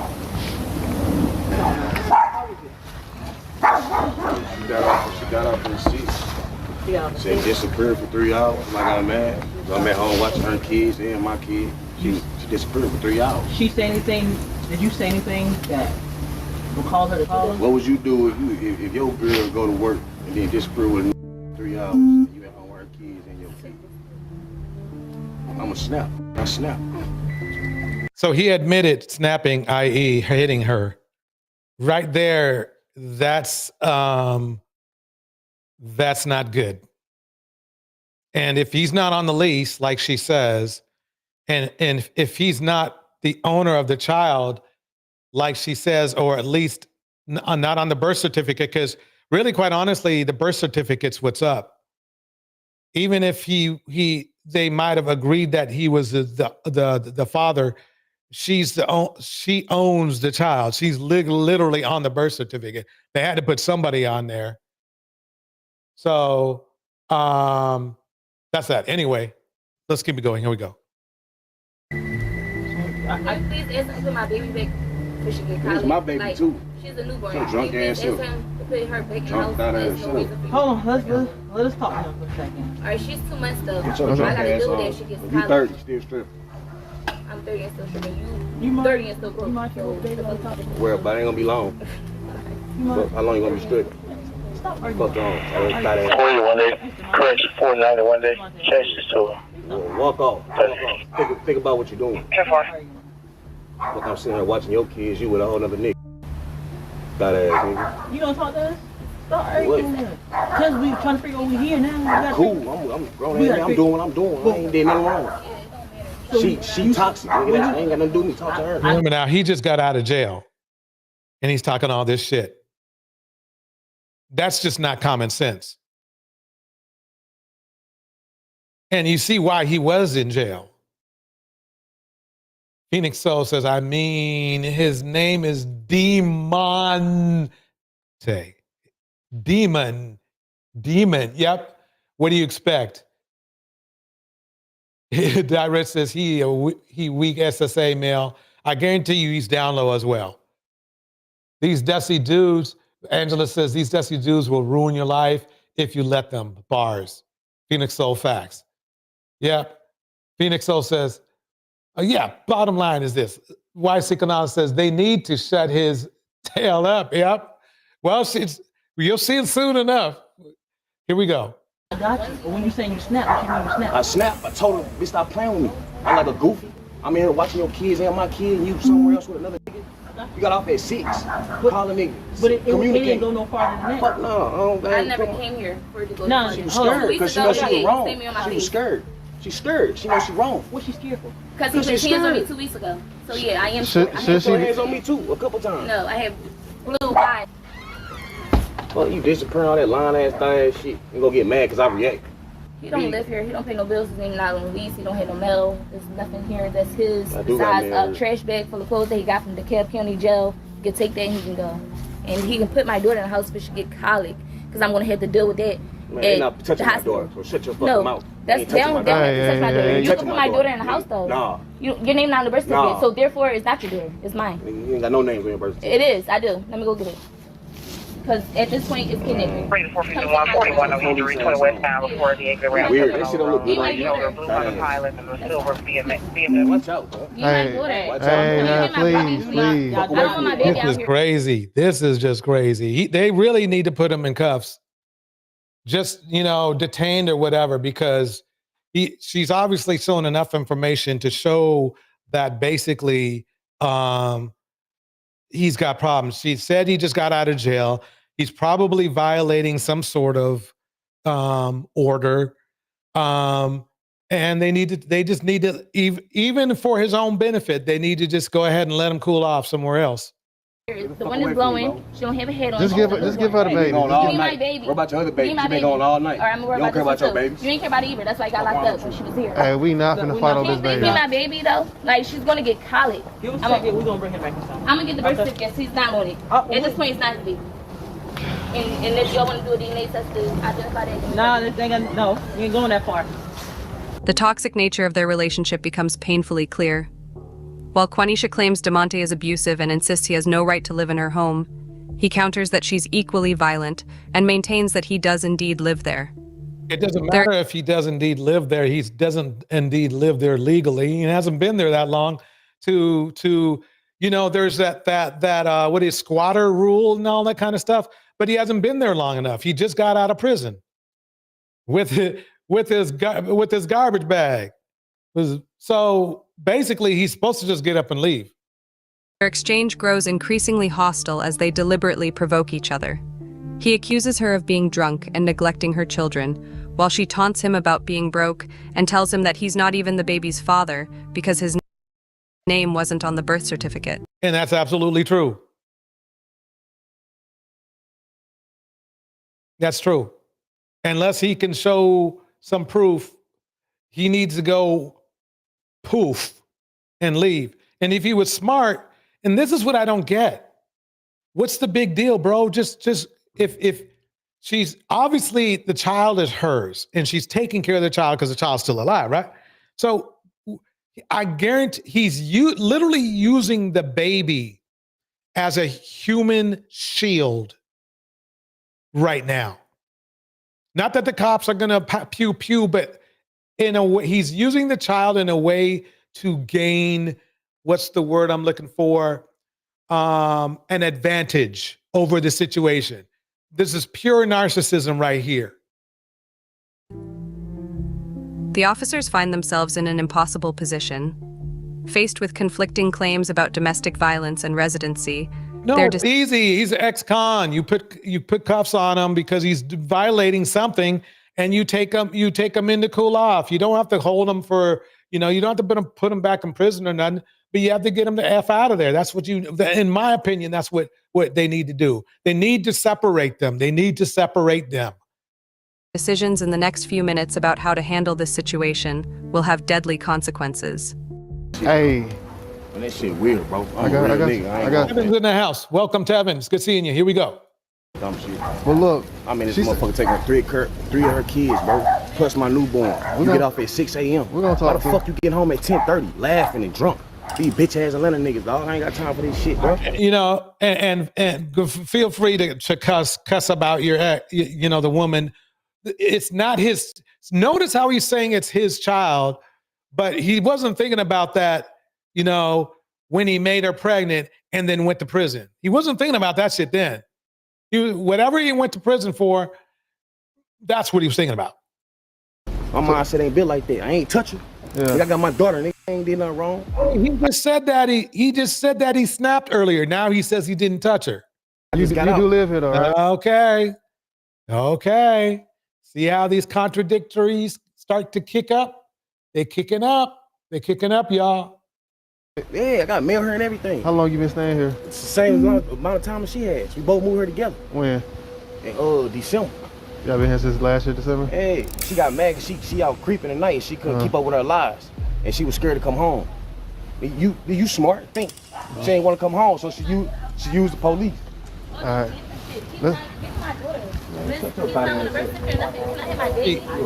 That's the one thing about felons is they always think they can bend or make the rules. And sometimes they do, but most of the time they don't. And you're going to see how this ends. Here we go. You were adopted for anything. You ain't take on your kids one time. Hey, let's just go inside the house for the baby. You were adopted for anything. I mean, if he's so concerned about the child, then call up Child Protective Services or whatever you want to do. But the bottom line is the child is hers. You have no proof it's yours, sir. And you need to give her the child and just leave because you don't even legally live there. Here's the thing, we can't. He don't live here. There's nothing in here. I got mail in her. You don't. Where? Listen to him. Where? Listen to what I'm telling you. Listen to what I'm telling you. Okay, he's not gonna Because make when I originally spoke You ain't check on your kids all night. he's been staying here since April. Because he got in jail. Because she a liar. She been lying all night. Hey, let her talk. You said he been staying here till August. So technically, when I told you to let him in, you gave him, you allowed him to stab because he had no residency. rest of You that drunk? But you allowed him. You forgot what you went 3 hours? I want you to look at my daughter's diaper. I'm dead dead. Nah, nigga, I was changing her diaper. Where your other kids? I was changing her diaper. Where your other kids? With their mama. With their mom? Hey, we don't talk to you. We're not here to listen to y'all go back and forth. No problem. I'm trying to I was tell in the you. middle. He's definitely using that child, that little baby, because he's not even holding the babies right. Look at the poor kid. the kid's neck is like back. You're supposed to put your arm under, not under the neck, under the head. What's up? What's up with this? Kids here though. My kids here though. I see my kids there. Exactly, Rich. Rich says if she a cheater, why not leave? Yeah. It's not like he was taking care of the kids before. You don't see none of yours. You ain't gonna see her after this today. Like, for what? Because you whipped out? No. You got mad because you disagreed? Thinking I'm cool. That's why. Because you broke. And that's what you got on trying to Hey, stop. Phoenix, you nailed it. He don't have any place to go. That's why he's still, trying to, to make a case for himself. Wade is exactly. At this point, you're antagonizing him. You stop. And the reason why that's true, Phoenix, is because he's such a a-hole that he's already burned all his bridges. He's already burned the bridges. He has my dude out here. Don't let him You're not listening to nothing that's being said. You're not listening to nothing that's being said. You told me he's been staying here since August. He's staying here since end of August, Jess. He got out of the DeKalb County jail. He had nowhere else to go. That means he's been here. I allowed him to come here because I went Again, you ain't listening. Hey, you can go there. Okay, I think what the police officer's trying to explain to her is that if he's been there since August, I think there's like a limit of like, if you let him stay over 2 weeks or some weird shit like that, then they have residency, some weird messed up residency shit. And you can't kick him out. You can kick him out, but you have to go to court to do it or something like that. You have to actually legally get him evicted or something like that. I think that's what the officer's trying to explain to her. If that's the case, it may not be the case. He might be in one of those places where you can just kick him out no matter when, whatever, unless they are on the lease. You're gonna disappear for 3 hours and expect me not I'm gonna disappear again for 3 more hours tomorrow. What's the difference? You can go ahead and go in the house and place the baby down. Yeah. We do it. He tried to come out here when Naira like she was gonna be a fool or something. They shouldn't have let him back in the house. That's a big mistake. That they don't even know that's his kid. There's nothing. They don't even know it's his kid. Yeah, tomorrow you done. I'm getting a shower. What's next? You don't have no residency here. I'm confused. Do you need anything else? He said I'm gonna get my ass up tonight. So when I shoot him for self-defense, then what? Because I'm licensed. So if I shoot him in my residency because he's sitting here putting his hands on me for the second time, then what? I'm held accountable. You hear this, right? You heard what he just said? I'm gonna get my ass beat tonight. She's got a point. She doesn't need to take any abuse from him. If they're gonna let him stay, if they're gonna let them, do this, then hey, a woman got to do what a woman got to do. I don't see what the issue is. The best thing they can do is escort him away. If they don't want to put him in cuffs, at least escort him away from the premises. So when I shoot him, after I done called the cops and did everything I was supposed to do. Just make sure you can articulate what's going on. I can. I'm showing you. You better really be able to articulate that. I can. This is my household. He have no residency, nothing. Make sure you read up on it and make sure you can articulate when it comes to I've done that. I did that before I got my license. Okay. All right. The officers. Remember now.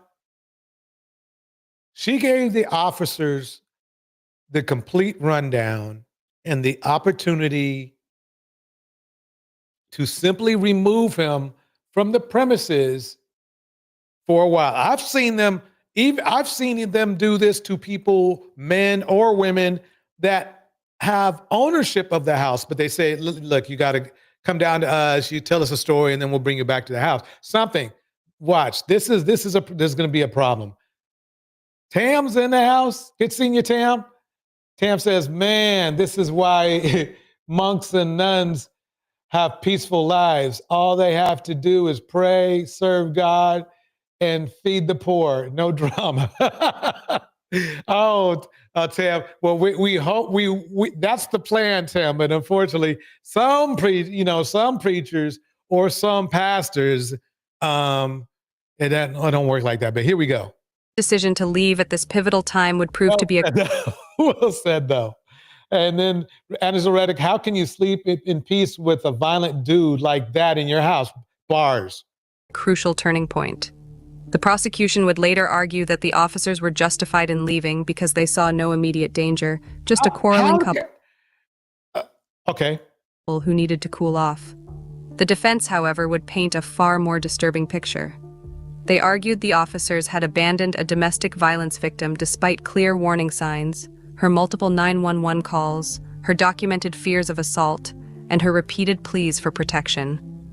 The defense would later emphasize how Quanisha had even warned the officers about potential violence, yet they still left.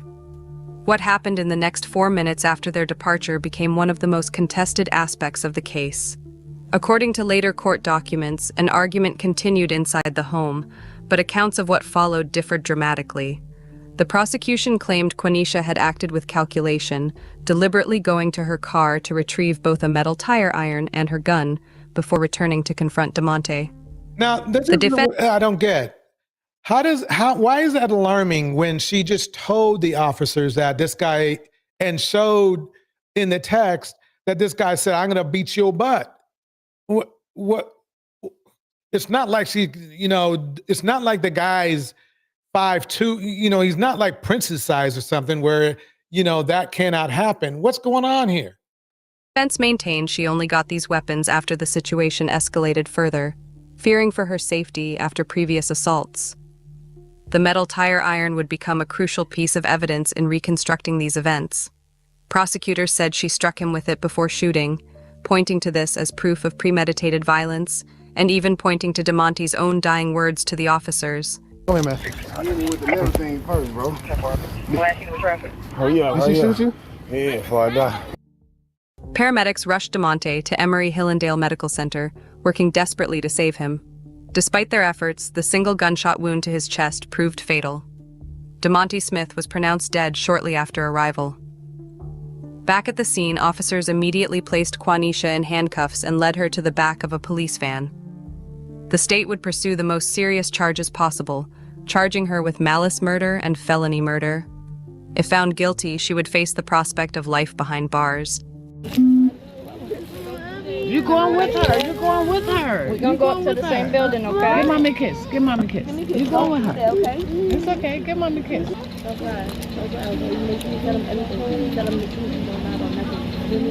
She not. She gonna tell. She a big. He found out. He found out. Ladies and gentlemen, he found out. All he had to do was leave her alone. If he felt like he had a right to be in that house, he needed to just take legal means to get into the house. But he found out.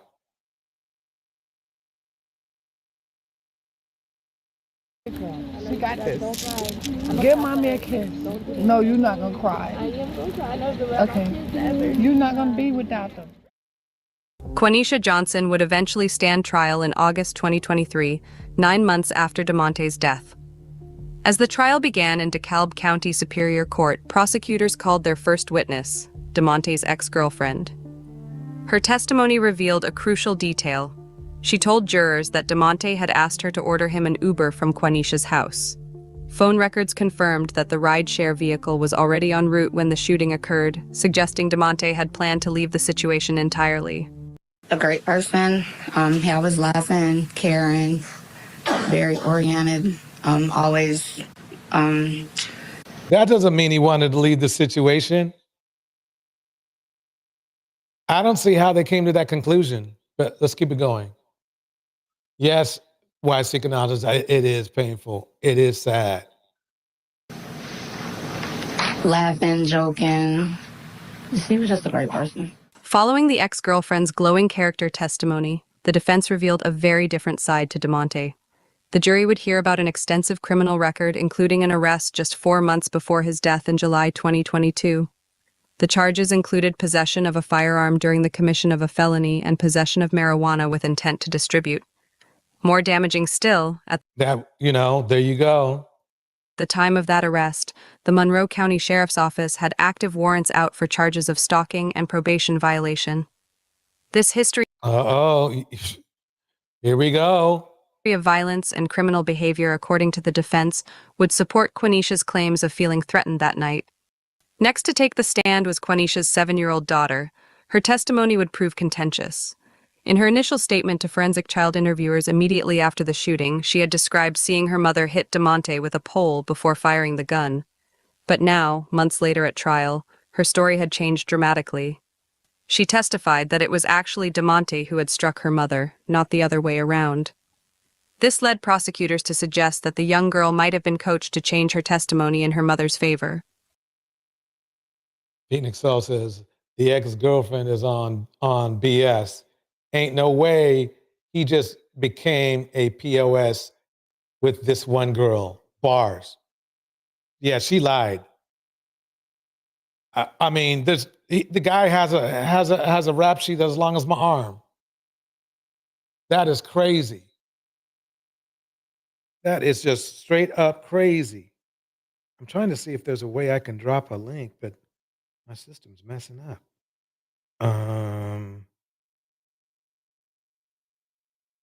Okay, let me just close that. Okay. So anyway, yeah. Let's keep this going. Here we go. Now, when your mom came into the house that day, she asked you to call 911? Yes. She gave you her phone? Yes.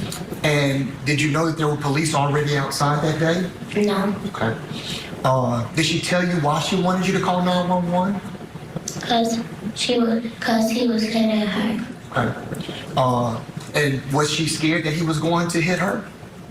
I don't know. Objection, personal knowledge. He asked if her mother. Did she tell you why she wanted you to call 911? Because he was hitting her. Okay. Your mom went up the stairs? Yes. Okay. And you saw the man from Dolo, you saw him hit your mom? Yes. Could you see from where you were downstairs, could you see everything that was happening upstairs? Not everything. Okay. Could you see your mom? For a second. Could you see Dolo? Yes. And you said that you heard a gunshot? Yes. Did you actually see a gun? Did you see your mom pull a gun and shoot? I didn't see her pull a gun. You just heard the gunshot? Yes. Do you remember telling an officer, a police officer, and your aunt on the phone, do you remember, did you tell them that, did you say your mom and Dola went upstairs and mommy hit him with a pole? No, Dola hit her with her pole. Okay. Do you remember telling the police and your aunt? Did you say that? Did you say mommy hit him with a pole? No, Dola hit her with a pole. Okay. And did you ever tell the police? Do you remember telling the police that mommy hit Dola? Yes. You told them that? Okay. Why did you tell them that? Because I thought I needed to. Okay. You thought you needed to? Why did you think that you needed to? I don't know. Okay. For 9 days straight, the defense and prosecution went head-to-head, presenting drastically different versions of what happened that November morning. The prosecution painted a picture of a calculated act, arguing that Quanisha, Let me pause it right there. Why Seek Knowledge says they all co-sign this dude's attitudes and activities until things go 100% south, and they delete their moms and things. Yep, males are predos. Phoenix Soul bars. Yeah. Agree about DeMonte questioning her parenting and lifestyle, deliberately retrieved both weapons from her car before confronting him. They emphasized her words to police before the shooting. If you have a bear in your house that you want to leave, what, you going to walk up there and ask them nicely?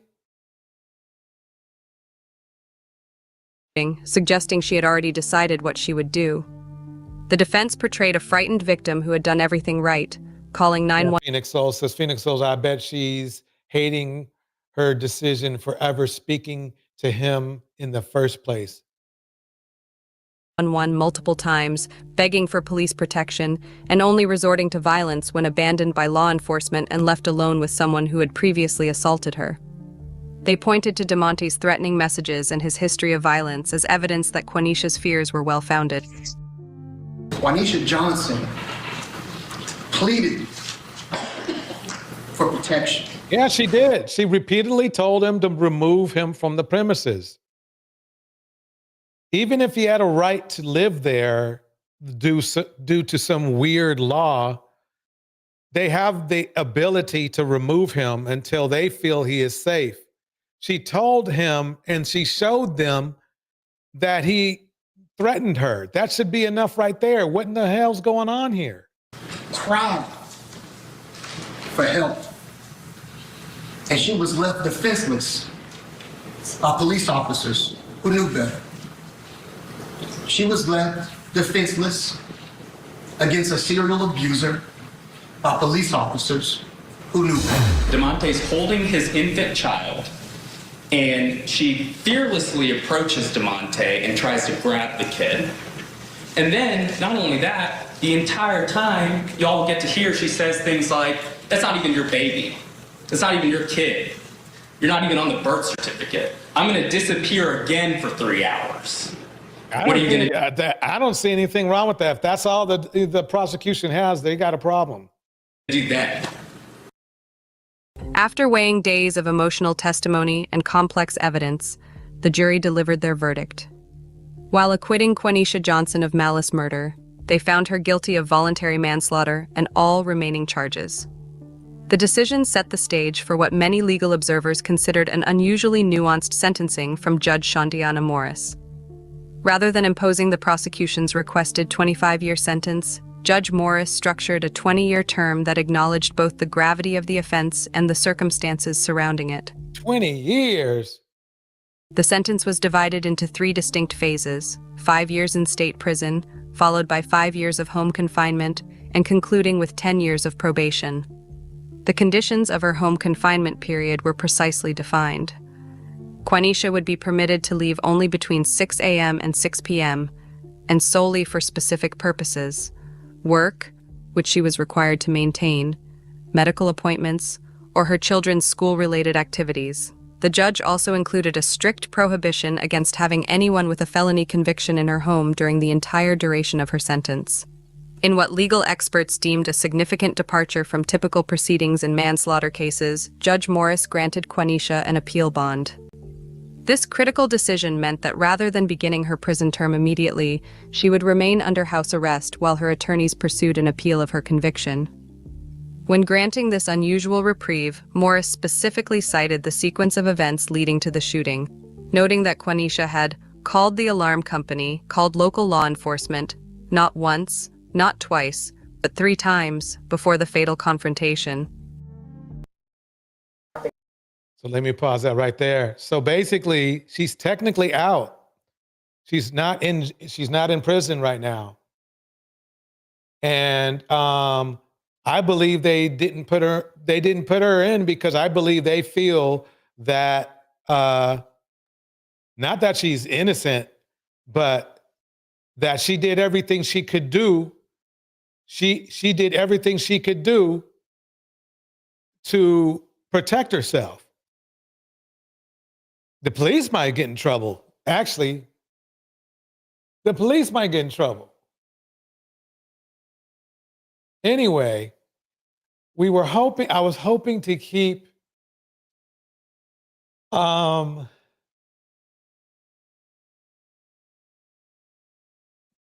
bishop out of this, but here we go. To go back immediately after this convention and restitute your ways with your congregation. Make it clear to them. Anyone who is not paying his tithe is not going to heaven. All kinds of arguments in the world today about tithe. I believe in tithing. I'm a tithing individual with revelation by revelation and with joy. Koinonia is a tithing ministry with revelation by revelation with joy. And for as long as I live, this is a principle and an ordinance with understanding, void of compulsion. And the fruits are there to show. As long as they give their tithe, that's all I care about. He just said the quiet part out loud. A couple of months ago, we started a Haitian church in our church. It now has over 450 members. They live on the street. And the offerings they've been giving are amazing. I think they're stealing it from the Mexicans, but I don't care. As long as they give their tithe, that's all I care about. He did not eat apple. It's not apple, let him eat, please. You get up, after you shouldn't be eating apple again.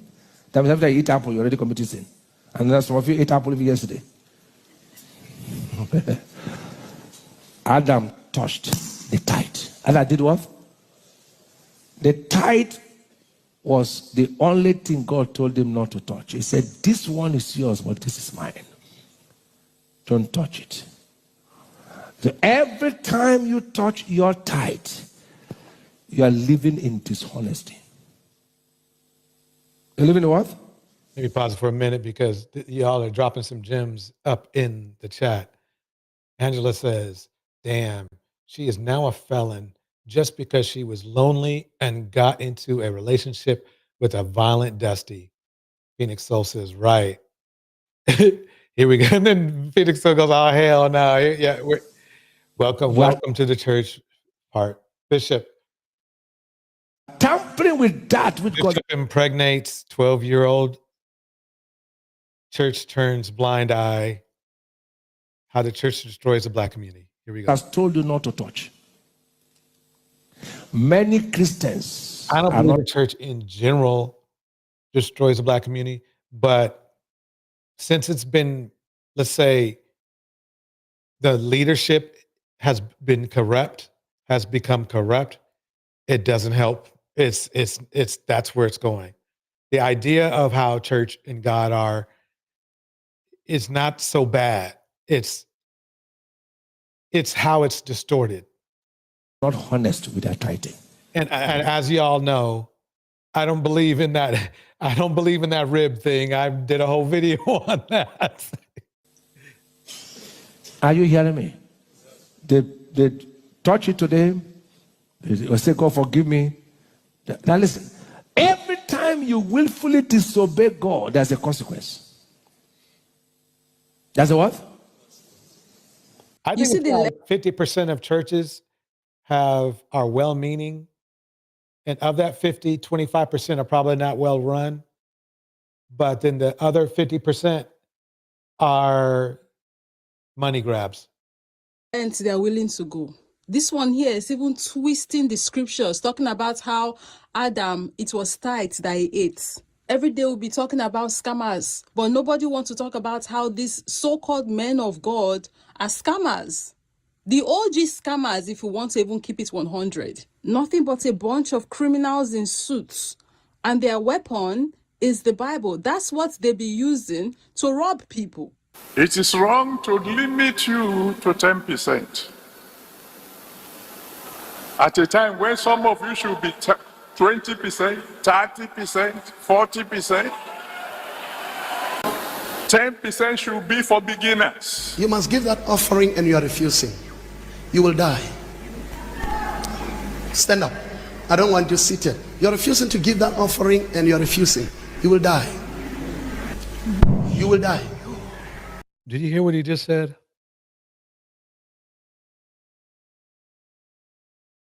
Ma'am, you will die.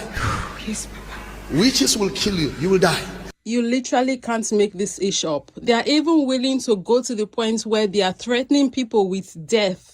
Fear-mongering. Nothing is off limits for them. Literally anything. They are willing to do anything and say anything to get that money. Talk about wickedness and evil in high places, deceiving these people that the money is for God, whereas they know damn well that it is the head pastor or whoever it is that is the overseer, be the owner of the church, because these churches have owners, they have founders, right? Is these people that are taking all of the money? You will see them going to use this money. They have private jets, right? Living in mansions, while telling these people that, oh, they should look forward to going to heaven because their heavenly Father have created mansions for them there. Why are these pastors not looking forward to the mansions that are in heaven? They can have mansions here on earth, but every other person in the church, every other person on the continent need to look forward to heaven first before they can have their own mansions. How do you know if any of the miracles that these pastors are performing are true? Do you know anyone personally that has been killed? All of their churches have channels where they stage their miracles. What I want these pastors to do is leave church, go to hospitals. The problem with black religion is threefold. You take three things from black people that we can't afford to waste. So number one, they take too much money. Number two, Joe, they take too much of our time. You don't get your time back. You can make...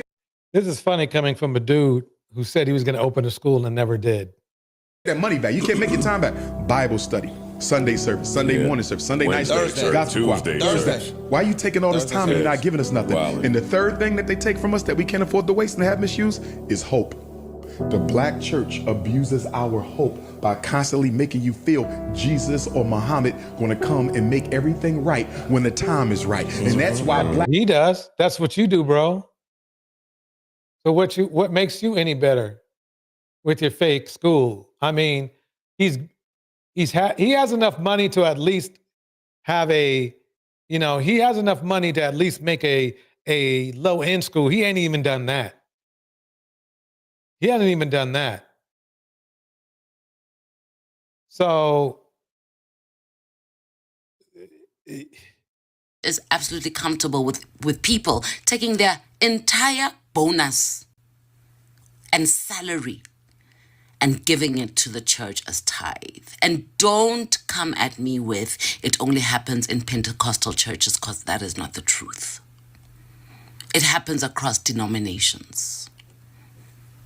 Presbyterian, Roman Catholic, Anglican, Zioni, all of it. The church. Tell me that is not anti-black. They teach in English in my parents' church and are against dowry and having traditional weddings. They say it's against God's ways. No surprises at all from me, honey. I have been saying it. You cannot be a Christian and be 100% African. It's impossible. Why? Because Christianity demonizes everything African. I know some people are going to come into this comment section talking about, oh, don't generalize, all Christians are not like that, all the different sects of Christianity are not like that because they don't do this in their church or in their sect of Christianity. It's kind of deep. I might have to do a whole live stream on this argument here. But that is deep. That is deep. But what I need to do is the grand situation tonight. Did you all hear about Drake? If you heard about Drake, put a 1 in the chat. If you haven't heard about Drake, put a 2 in the chat. We already went over we already went over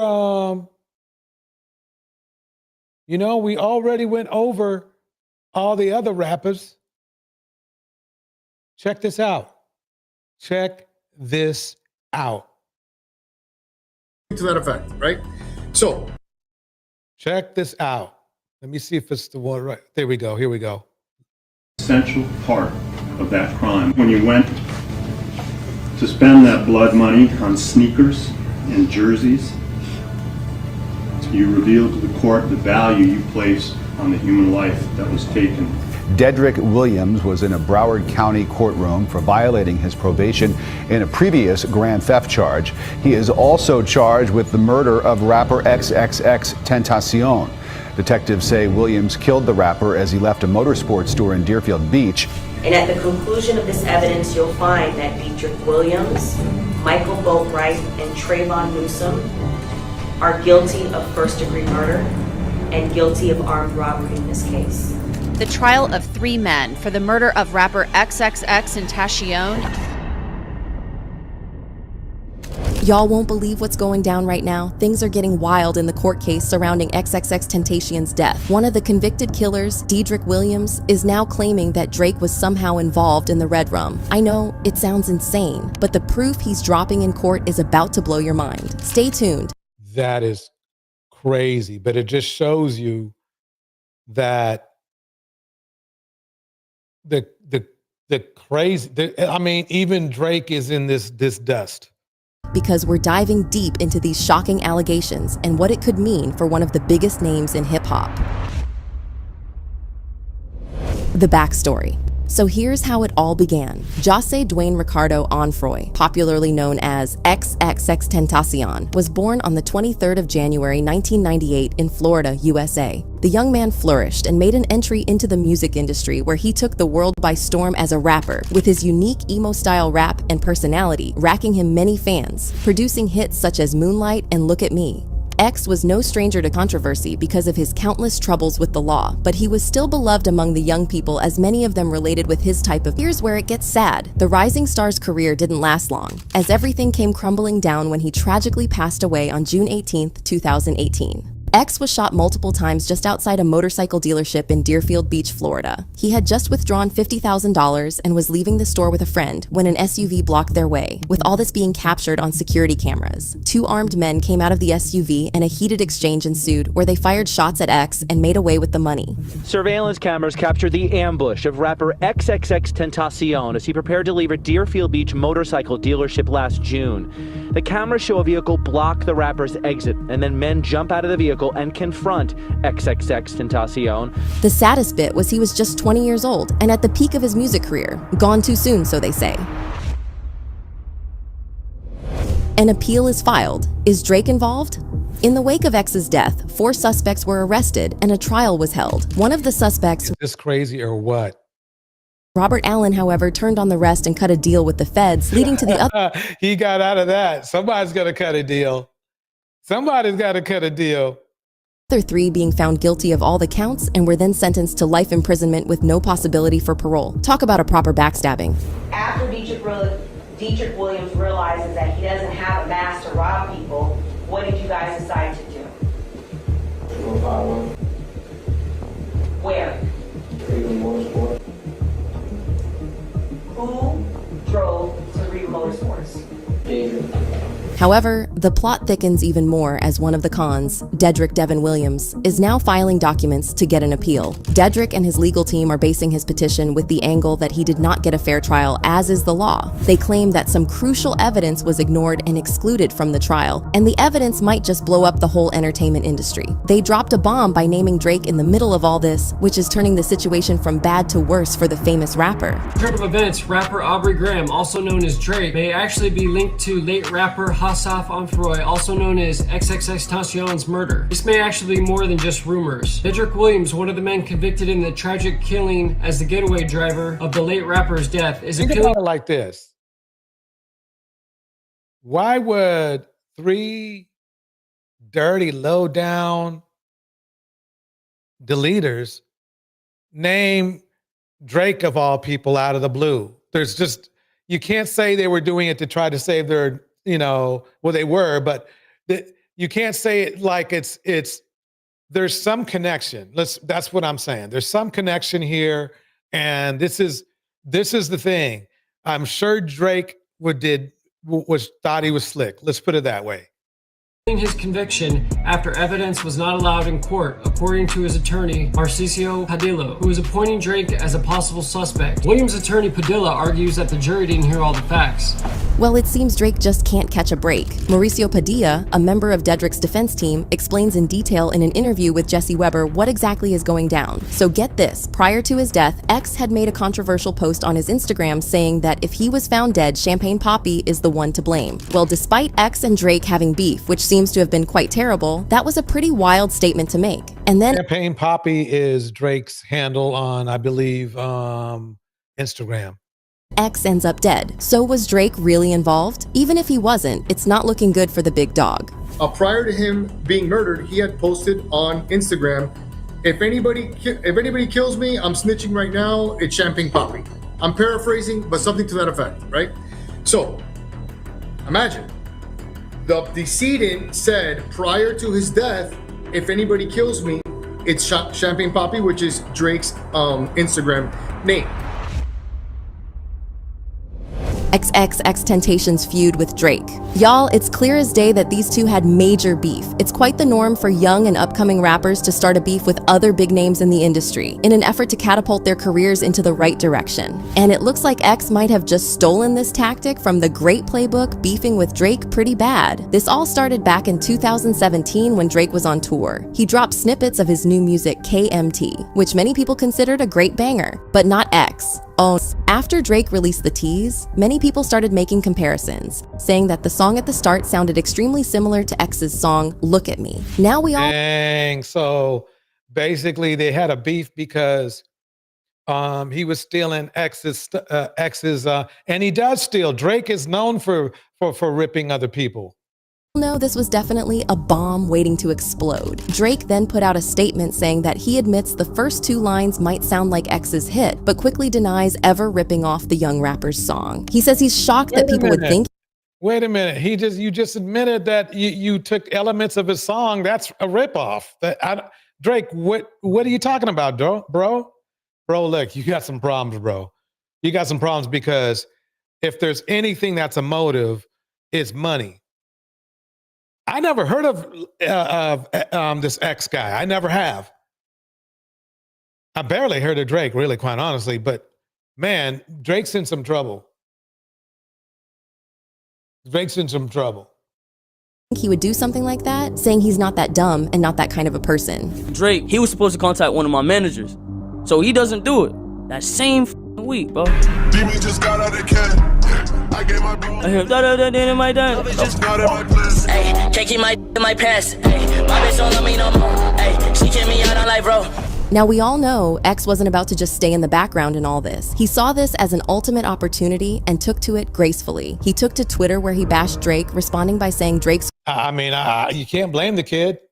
Career is over and that he better start investing his money elsewhere. Quite ballsy of X, don't you think? And he didn't stop there. X cranked the disrespect a notch higher by making a phone call from jail to his longtime friend DJ Academics, saying Drake was pretending not to know him. Academics is in his own problems. He pulled a Diddy as well.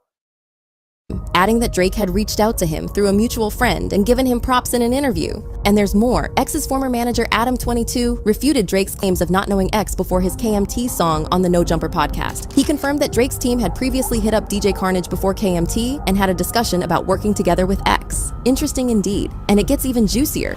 In the upcoming weeks, more over-the-phone conversations with DJ Academics continue to emerge, which stir the building beef even more. X outrightly calls Drizzy a culture vulture, always on the lookout to steal from upcoming artists. He goes on to drop major tea. I agree. Reminding us about the Drake and Dram situation, where Drake apparently stole the song Hotline Bling from Dram, who was originally supposed to do a remix of his hit Cha Cha with Drizzy. That's some pretty shady behavior from the top dog, and X wasn't having it at all. X then makes a wildly bizarre— Nobody really likes Drake like that, because, he's low down and dirty when it comes to music. I mean, I think he's talented, but he's low down like that. It's like you can tell he doesn't feel that if he produces his own stuff, solely his own stuff, that he will be a success. Because why would he do this all the time? Our claim, saying Drake should have come to his court date to put in a good word for him, which adds more confusion to all of this. Keeping a blood raw, I still think Drake, I think he's not a man. I think that's a move. Especially when I was in jail facing life, bro. You know what I'm saying? If Drake would have came to my barn hearing, you know what I'm saying, that would have made my day. If he would have showed that he's a hospitable person and that he's really in this for the culture, rather than being— Why would he? Now that one I don't get. I mean, we all know that Drake's not the coolest person in the world, but why would he want to show up to your bond hearing? I mean, I don't know. It sounds like maybe they had a closer relationship than what's been, informed. Nigga taking my running off with it and then putting it on his album, then he would have got my kudos. He would have got my respect. I would have let him hop on the remix, take 100% rule. It makes sense the way that Drake likes to, take over other people's music. If X is dealing with all that legal shit, or is put in prison, right? Well, Drake can pretty much do whatever he wants then. I mean, he might, X might be connected to have a lawyer handle it, but for the most part, Drake can do whatever he wants. Guilty rate. I would have done it. Because I know I can maintain, you know what I'm saying, and I would have appreciated him for being a real nigga. But Drake not a real nigga. And that's not even the wildest part. Bridget? X took an even nastier blow at Drake by apparently shooting his shot at her on Twitter, saying she was cute and she could get it. Kind of a low blow even for X, don't you think? He pulled the same stunt on Instagram Live again the same day. Yes, you heard that right. X decided to take the low road and entertained us all the way through it. Hey, tell Drake mom, I want some. Hey, tell Drake. Oh, that's what did it. Okay. So he hit on Drake's mom, and that's Page Rage. What in the world? I grew up. Yeah. Oh man. Yeah. Angela Reddick says Drake is a well-known thief of flows, styles, and lyrics. Yeah, he's a great tape recorder. He's a great tape recorder. Drake mom, I want some tapioca pudding. Tell Drake mom I like my pudding tapioca. And he still wasn't done. X kept on coming for Drake, now calling him out on his fake Jamaican accent. He tells Drake on Live to stop speaking patois, as he is not from Jamaica, saying that Drake was stealing his culture as he and his whole family are from Kingston, Jamaica. That just adds to the whole culture appropriation accusations. I know y'all are wondering what Drake had to— Yeah, one of my team said he does that. They said that. They said that he basically, they see him as kind of like this. They technically see Drake as a culture vulture. Yeah. To say to all of this. Drizzy was surprisingly quite silent on the matter, seemingly to have taken the high road. Mighty mature of champagne poppy, if you ask me. And hey, tell this Drake, stop speaking patois. You are not Jamaican. I'm a real Jamaican. I'm from Kingston. All of my family is from Kingston. Stop stealing my people's culture. Get the off our. We don't claim you. The beef didn't end there. It dragged on and on, cooling and heating up at intervals, with more rappers like 600 Breezy getting caught up in the middle of this mess. The two went on throwing low jabs at each other, with Drake anyway, let me pause it right there. So as you can see, wow, this really should have been put in one of my underbelly of hip hop, but at least we got it out. We got it out. So basically, that's what went down. That's what went down. But we're gonna end this on a funny note. Here we go. How old are you, love? I'm 25. And what do you do for a Let me pause it up. Just so you know,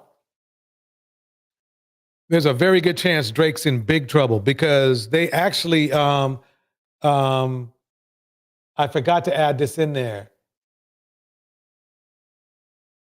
Drake, this is very important. Cups of the rose. So basically, you are as guilty as they are because you were an essential part of that crime. When you went... Let me pause that. Basically, here's the deal.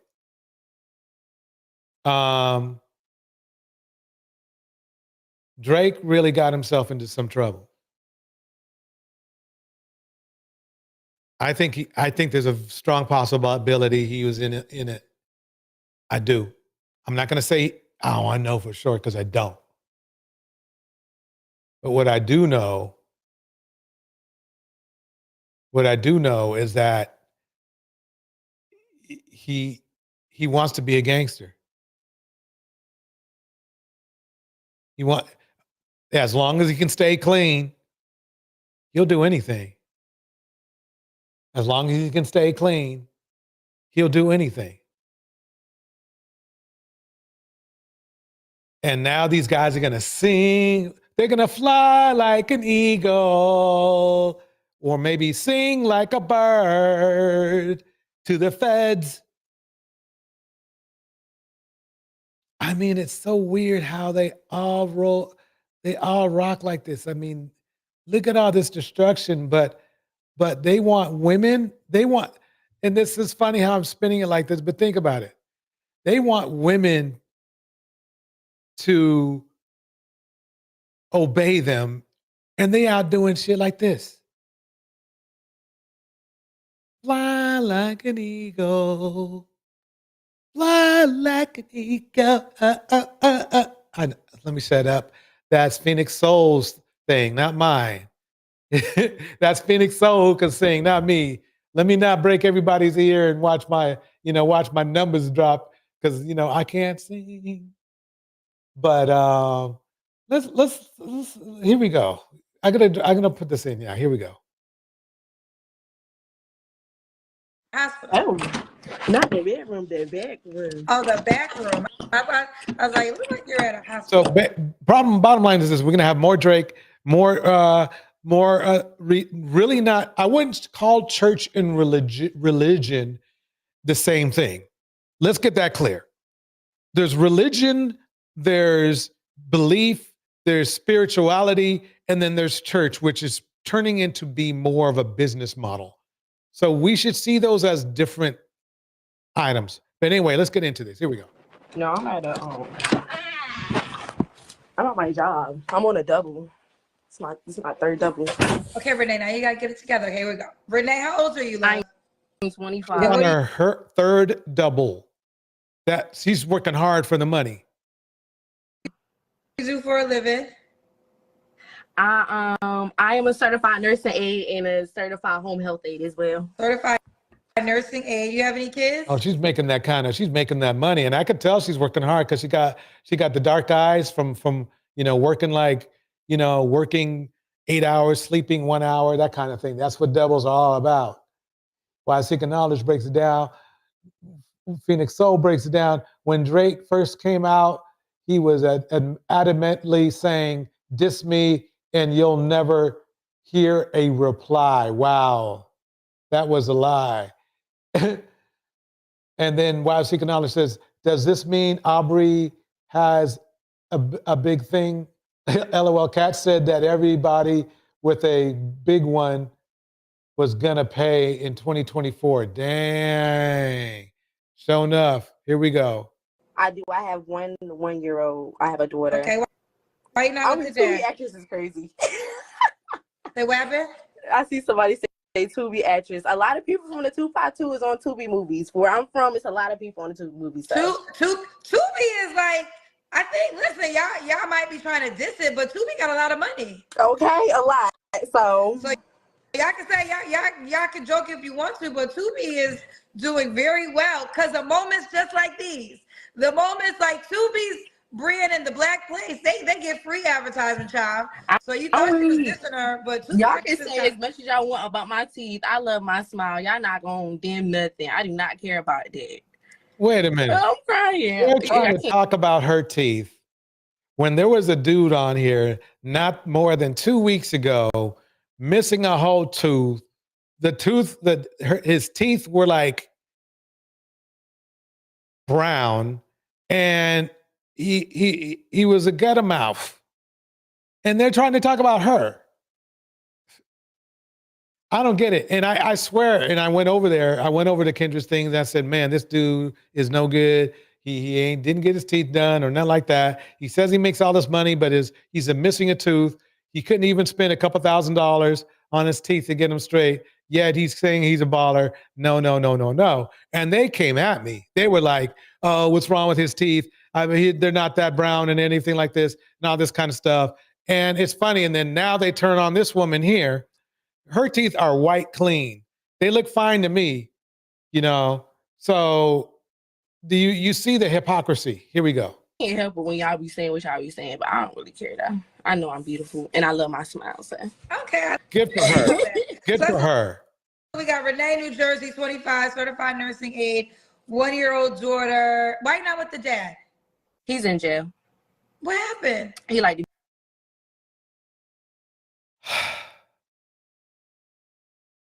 He's in jail. I guess it's hard pickings out there. You know, woman.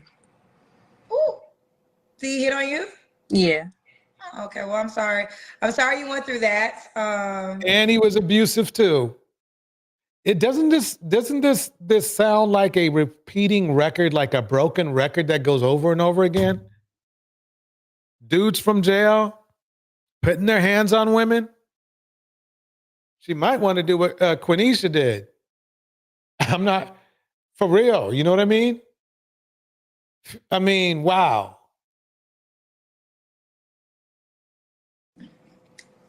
We'll keep it moving. All right. What's your zodiac sign?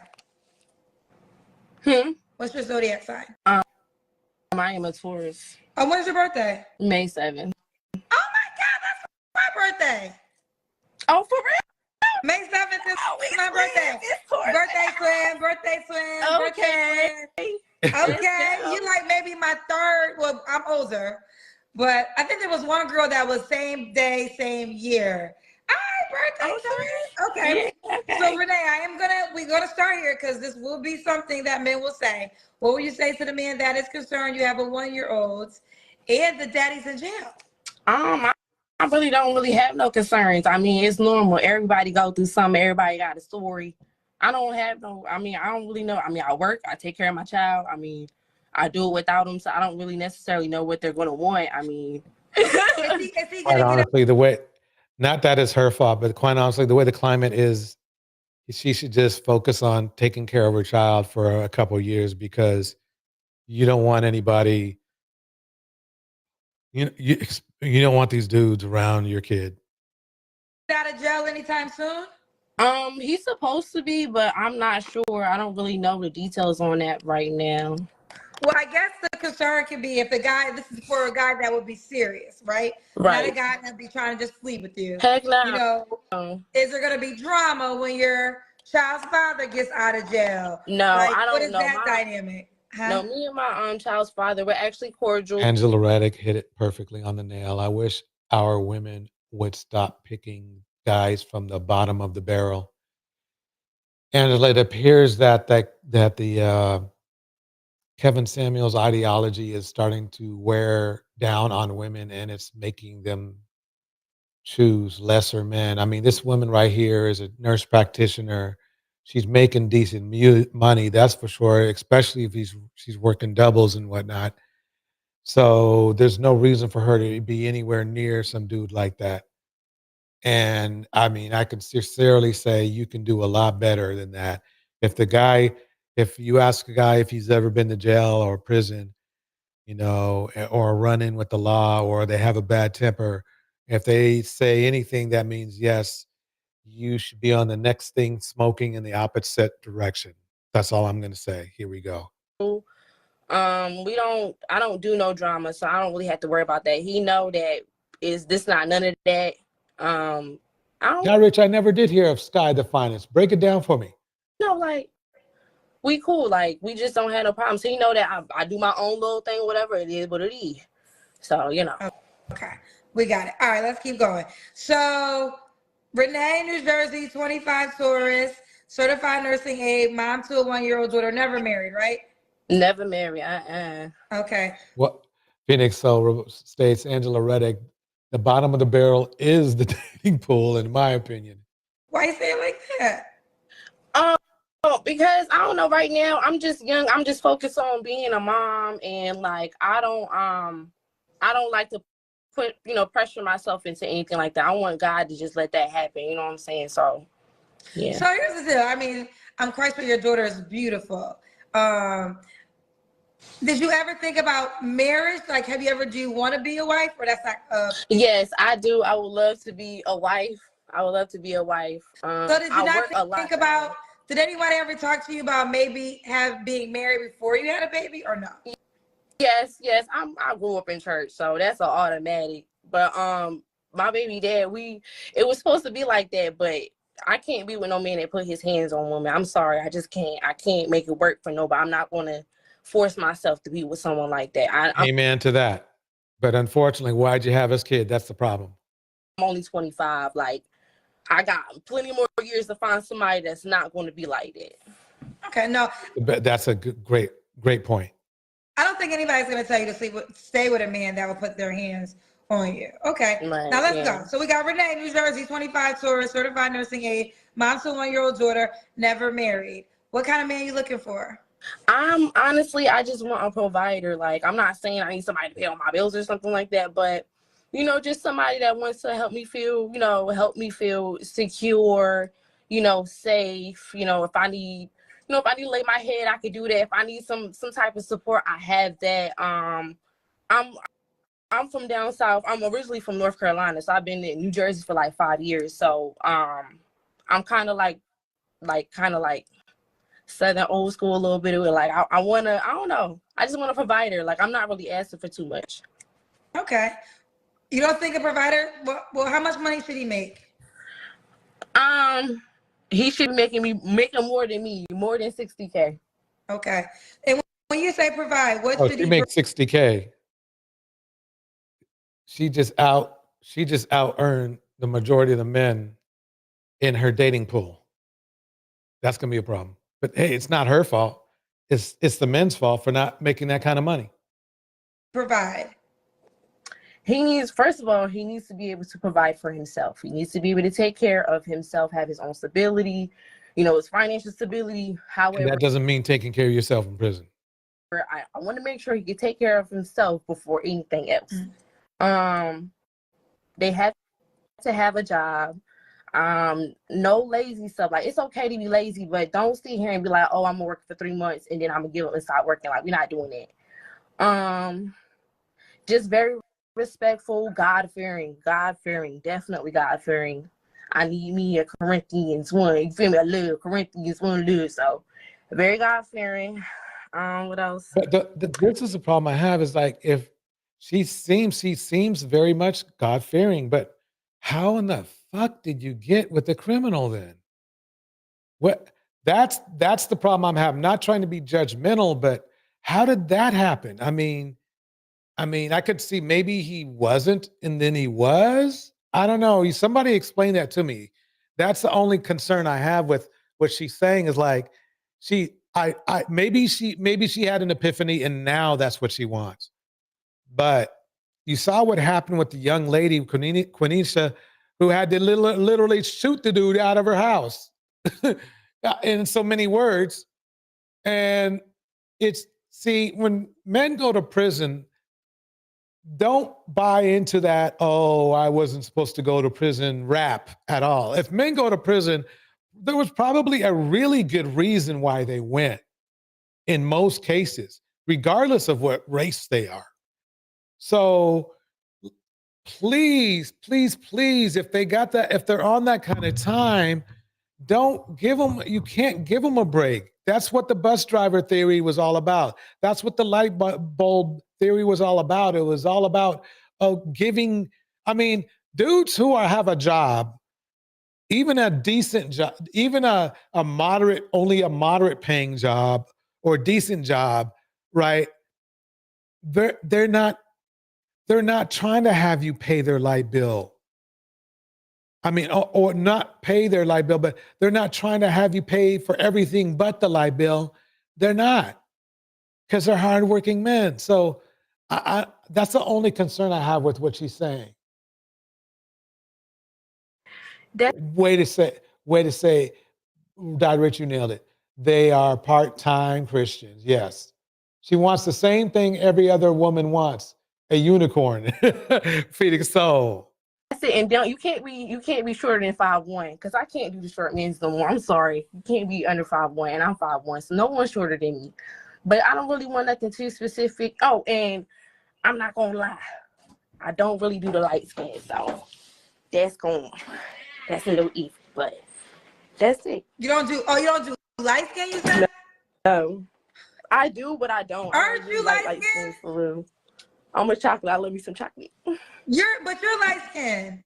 Yeah, but that's how I feel. Like, it can't be two light skinned people. Somebody got to be ugly, and it ain't gonna be me. So, oh God. Oh man. I might look crazy when I'm at work, but outside of work, I'm really like that. So you know what I'm saying? I don't need to be nobody else. What are your deal breakers? Did I ask you that question? No, you didn't. My deal breaker is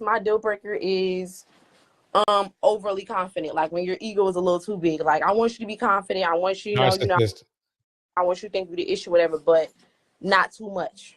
Not too much. I can't do the cockiness. I do not like cockiness. I don't want nobody that's gonna be like a womanizer. And if you don't believe in God, then don't even bother. Like, I just don't play about that. You got to be God-fearing. Welcome, D9. D9 in the house. Gotta be God-fearing. Okay. Okay, fair enough. Now, should he look a certain way? You kind of just said this when you said he has to be light-skinned. No, he doesn't.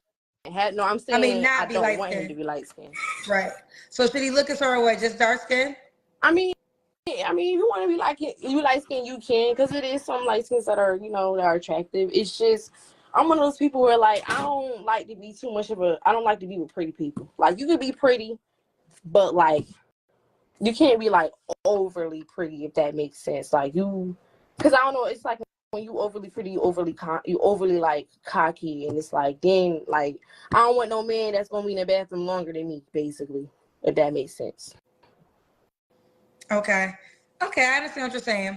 So, all right, we got some money early. You said make at least 60K. Oh, yeah, over 60K, yeah. Okay, let's do the Kendra Cam. I look crazy, y'all. I'm at work, but you look small. I am. I'm only like 115. She's cute. They're getting on you for saying somebody has to be ugly. So you want an ugly guy? I'm okay with being ugly. I don't care if they prettier than me. I don't know. He was just joking. Come on, y'all. Shoot. I don't want nobody ugly, but I don't want nobody. It's funny how on Kendra's show they be like those people be so grumpy sometimes. Like me being a light skinned person, I already know how that go. So okay, Jersey is not in Philadelphia. Why do people keep saying it's Jersey and Philly? Philadelphia is in PA. What is wrong with y'all? Learn y'all states. Okay, what was your last relationship? My last relationship was actually my baby dad. Okay. You don't have to answer. Oh, when did y'all break up? We broke up. We broke up like before I even had the baby, for real. That's how it usually works. Your daughter just turned 1, or she's about to be 2? No, she just turned 1 on Thanksgiving Day. Like, she just turned 1. Got you. Okay. You don't have to answer, but I'm gonna ask. When's the last time you was intimate with someone? Last time it was like 2-3 days ago.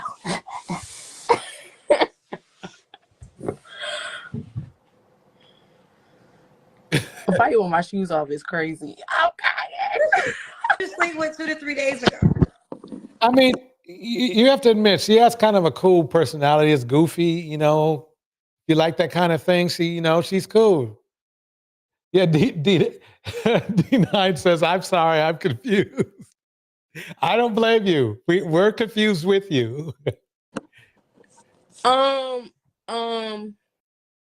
I'm not gonna put him out there like that, but I have like a good little friend. We got a little thing, like we mess around every once in a while, whatever. So why can't you just be with him? He got a lot going on with his situation, and what we got going on is better. I don't want to be involved with all of that. That doesn't sound good. That doesn't sound good at all. You shouldn't even mess with people who have a situation as she's describing. Make more than 60K? Kinda. We about make the same amount, honestly. Okay.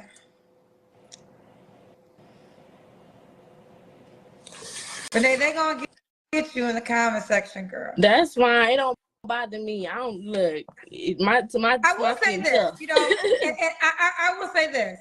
You are right. Like, you can't let all the world, comment on your life because you have to live your life. But I do think there's a couple teachable moments. Bridget, that's a good point. He probably is married to his friend. Yep. And she better watch out because that's not a good thing to be in. Here that you can decide if you want. So if you want a certain type of guy, you're going to have to make some changes, Renee. That's fine. I'm open with new experiences. I'm open. That's why I wanted to come up here, because I'm like, well, let me just figure out, what is it that, I can do for myself to attract the right man, or, God gonna send me the right person, but I just want to be right for them. Knowledge says any man coming in will never trust her. So I'm like, it's always good to get, a point of view from someone else, I'm always okay with. So let me give you. I'm never gonna be the devil's advocate. I'm gonna say an angel's advocate. I'll use that instead. Let's just have a teachable moment, right? So provider men exist. So I want all ladies to know there are men who enjoy providing. They actually want to provide. It makes them feel like a man. They've witnessed providers. So these men exist now. But the problem is that's not a very large pool of men. Oh, and the second thing is, everybody, don't forget to hit the like button. Hit the like button, and it's free. It is absolutely free to hit the like button. Here we go. They are looking for women to provide for. They obviously have to do an assessment, right? Right. So, okay, it's one thing, I hear this from men. that Kendra's missing, though, that some men provide because they want control. Some men provide because they love you. And then there's those men who provide because they just want to control you, and they want to financially, there's a way to financially manipulate somebody. And so, yeah. And it's not a turn off, because we know women with children do get provided for, but you have a young child, right? So that's okay. So let me ask you this. Will the new man be able to, do you want to be a stepfather? Will he be able to help raise this? Will he have any authority over your daughter? After maybe. You guys are bringing up some good points about skin color. Dirich is D9. I would say that she's light brown skin. I think they call it paper bag. Plus it's the winter. So this is the lightest she is going to be. But I'm dark skinned, so I mind my business. Dirich. Let's put it this way. Kendra is medium dark, believe it or not. When she doesn't put on makeup, she's pretty dark. She has gorgeous skin, but she usually puts on makeup that makes her look a little bit lighter.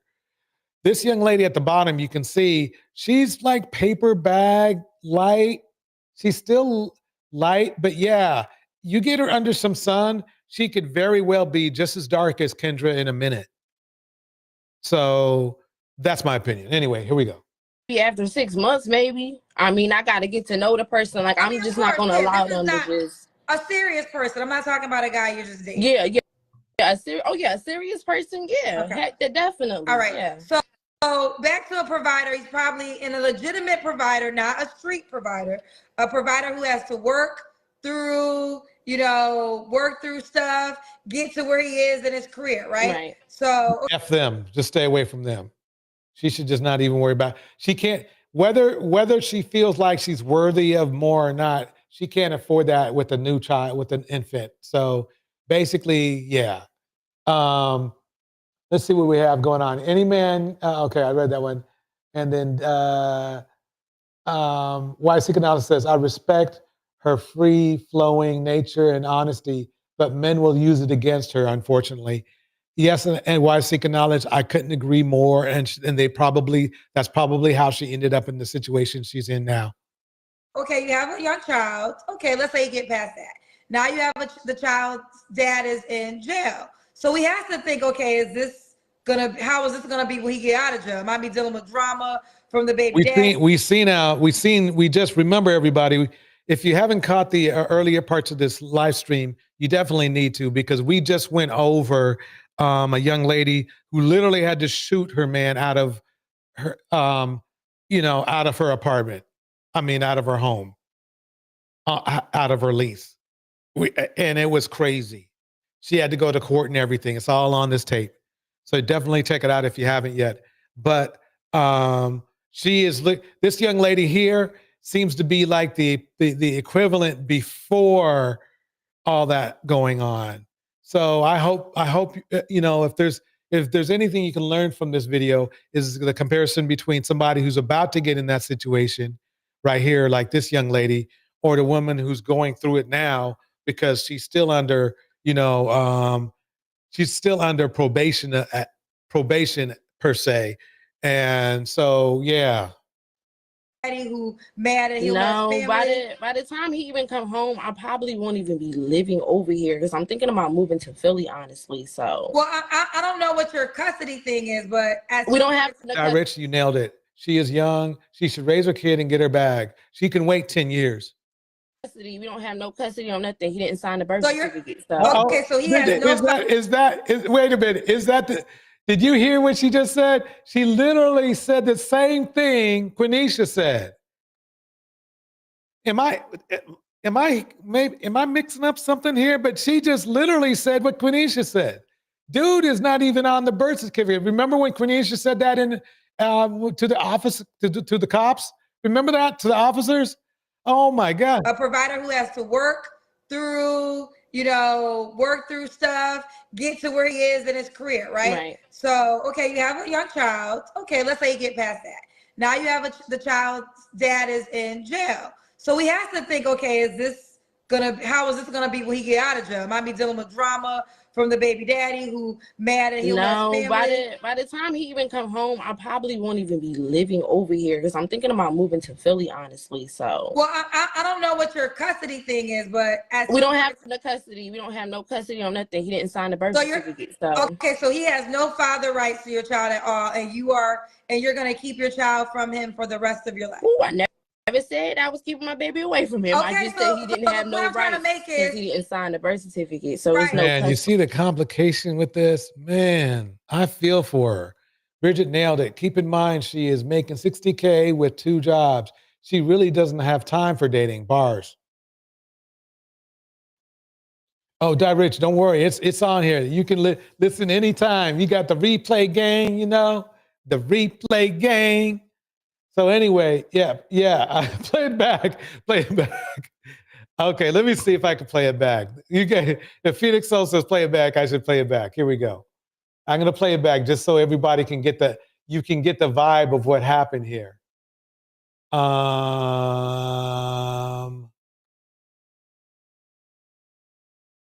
Where is it? Okay. Is this it?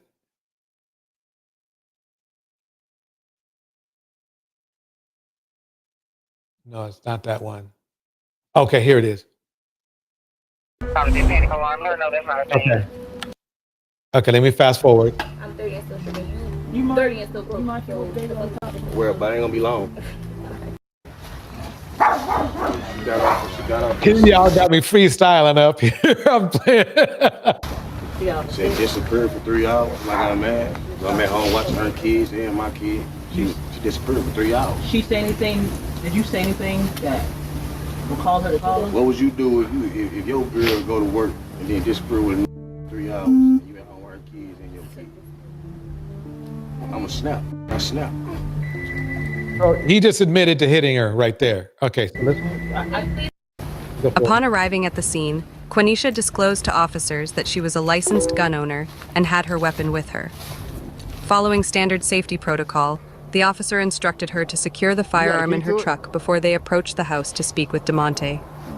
This decision to have Quenisha temporarily surrender her weapon would later become a contentious issue during her trial. DeKalb County Police.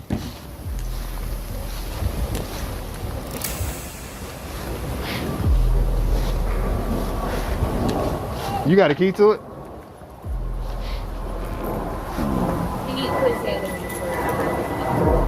He don't have no weapon.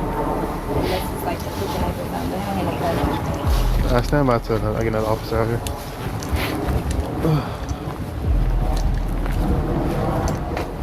Does he have access to this? To the garage? Yeah. It's inside. No, the camera. I can see this looking. So what's going on today? I would say we're if he felt, whatever kind of way he felt. I have a newborn, she's 2 months. I have a 7-year-old and I have a 4-year-old in here as well. He told my aunt he was gonna, what did he say to you, Rhoda? When I get here, he was gonna beat the shit out of me. A couple weekends prior to this, my last time going to work, I work at hours. So my last time coming in here, he physically took me from the door and stamped me on my face. You recorded it? I didn't record it. I was just talking. Yeah, I was just talking to the other cops that was supposed to be out here. I was telling her she was a female. I was telling her I should have, but I was trying to give him the benefit of the doubt, being though he's on probation. But this is your house and you want to go inside? This is my house. And does he live here? No, my name is on the lease. No, but does he live here though? No, he stays here. He doesn't live here. What I mean is he staying here? where's his residence? In Jonesboro. I don't know. He has a residence though. What's interesting to note here is that Quanisha tells officers she's just getting home from work. This directly contradicts the official narrative that she was out clubbing. All media reports and official press releases that I've read state that she was partying with friends. But as we'll see later in this footage, her alleged occupation was a contentious point between her and DeMonte, suggesting there might be more to this discrepancy than initially appears. Dad, can police? DeMonte, you mind coming out here and talk to us, see what's going on? We spoke to her, but we want to speak to you because we don't know what's going on. She got off in the seat. Yeah. She disappeared for 3 hours. I got mad. So I'm at home watching her kids and my kid. She disappeared for 3 hours. She say anything? Did you say anything that would cause her to call us? What would you do if your girl go to work and then disappear with 3 hours and you at home with her kids and your kid? I'ma snap. I snap. Please ask him to put my baby back so she get college. It's my baby too. She's a newborn. She's drunk ass Please up. ask him to put her back in the Drunk house. out ass up. Hold on, let us talk to her for a second. Alright, she's 2 months though. What's All up, I drunk gotta ass do with on? that, she gets You college. 30, still stripping. I'm 30 and still stripping. You 30 and still broke. You mind if you talk to her? Well, but it ain't gonna be long. But how long you gonna be stripping? Stop arguing. Fuck on. Do you hear how he's talking about her? And he expects to stay in her house. That's the crazy part. Walk off. Think about what you're doing. Fuck, I'm sitting here watching your kids. You hands on me too, a couple times. No, I have blue eyes. Well, you disappeared. Let's see what it. Told him, bitch, stop playing with me. I'm like a goofy. I'm in here watching your kids and my kid, and you somewhere else with another nigga. You got off at 6. Calling niggas. But it didn't go no farther than that. Fuck no. I never came here for it to go. No, to She was hold on. scared because she knows she was wrong. She was face. scared. She's scared. She knows she's wrong. What's she scared for? Because he put she's hands on me scared. 2 weeks ago. So yeah, I am Should- scared. I should have she- Put hands on me too, a couple times. No, I have blue eyes. Well, you disappearing all that lying ass thing ass shit. You gonna get mad because I react. He don't live here. He don't pay no bills. His name not on the lease. He don't have no mail. There's nothing here that's his. I do got Besides mail. a trash bag full of clothes that he got from the DeKalb County Jail. He can take that and he can go. And he can put my daughter in the house if she get colic. Because I'm going to have to deal with that. Man, you're not touching my daughter, so shut your fucking No, mouth. that's You ain't touching down. my They don't daughter. have to touch my daughter. You You touching can put my my daughter in daughter. the house though. Nah. Your name not on the birth certificate. Nah. So therefore, Did you hear it? Did you hear it? Right there. Your name is not on the birth certificate. Listen again. the DeKalb County Jail. He can take that and he can go. And he can put my daughter in the house if she get colic. Because I'm going to have to deal with that. Man, you're not touching my daughter, so shut your fucking No, mouth. that's You ain't touching down. my Down daughter. to touch my daughter. ain't You can touching put my daughter in the house though. Nah. Your name not on the birth certificate. Nah. So therefore, it's not your daughter. It's mine. You got no name. See? Now let's go. Let's go back.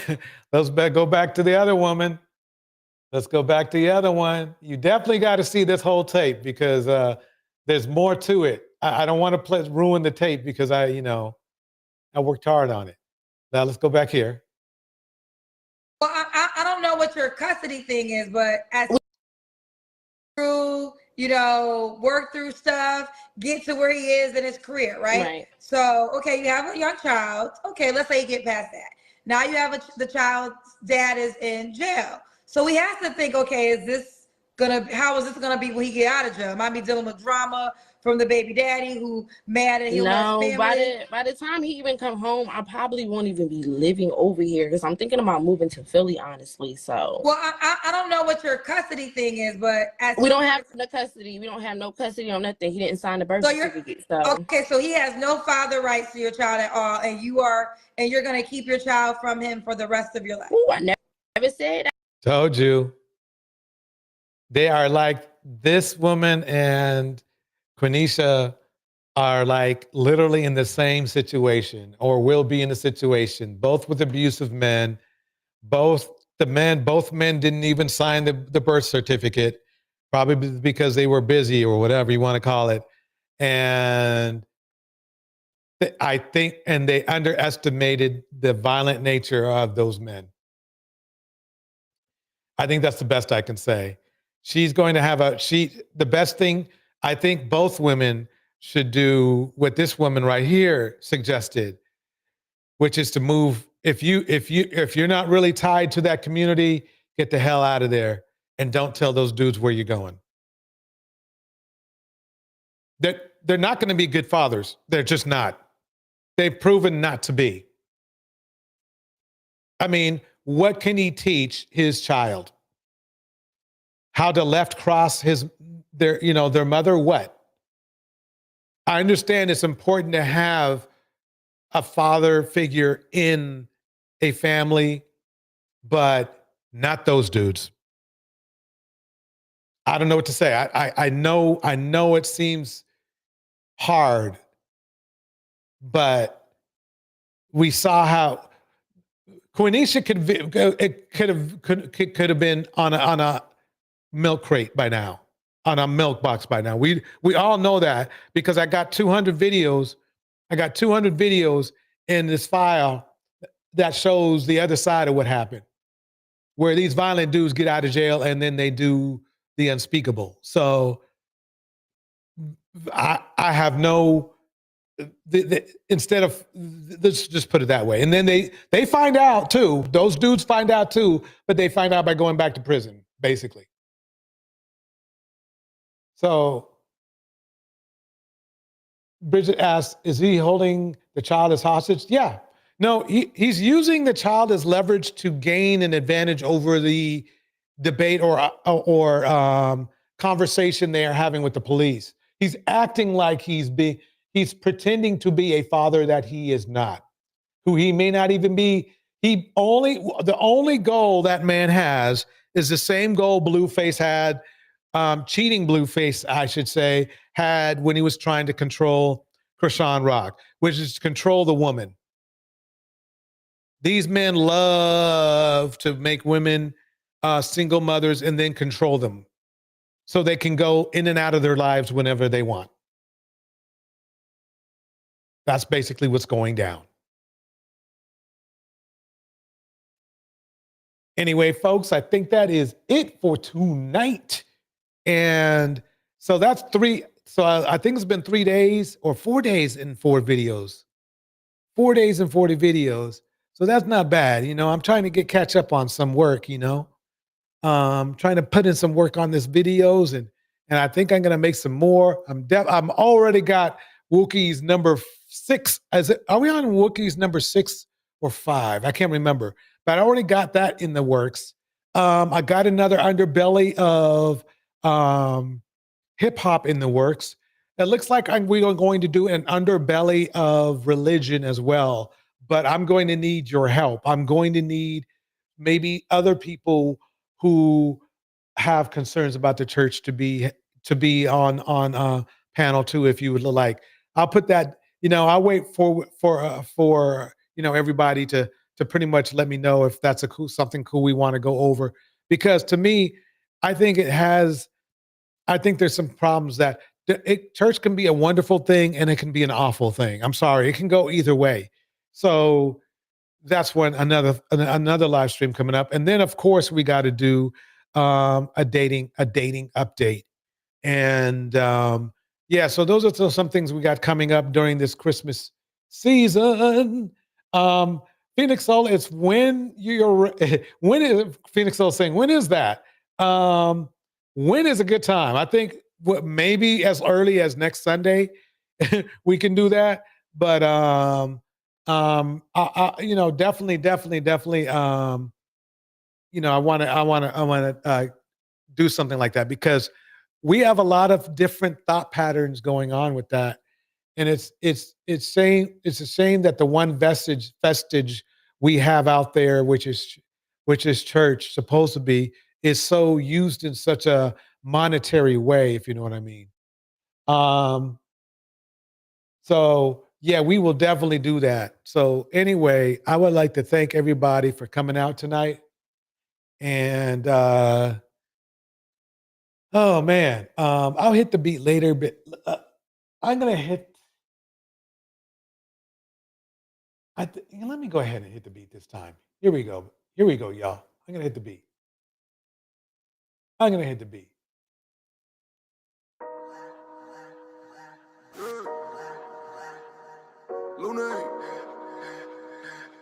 Thanks, everyone. In the house, Phoenix Soul, Why is Seeking Knowledge, Angela Reddick, Bridget Bouton, Die Rich, D9, Cam,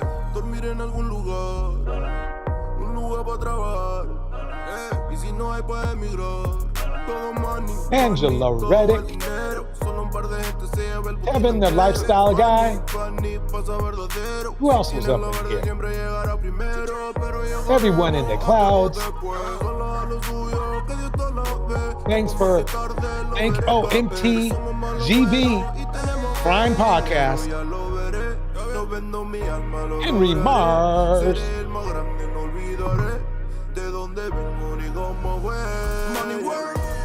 Yes. Hope everyone had a good time tonight. Got another one coming up soon. Thank you, Angela. Thank you. Thank you for everybody for putting up with my technical difficulties. I promise to clean that up. Oh, thank you. Why is Seeking Knowledge?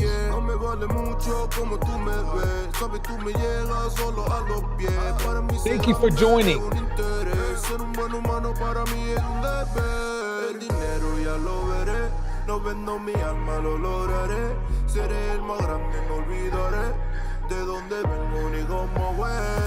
Thank you, Phoenix Soul, for the super chat.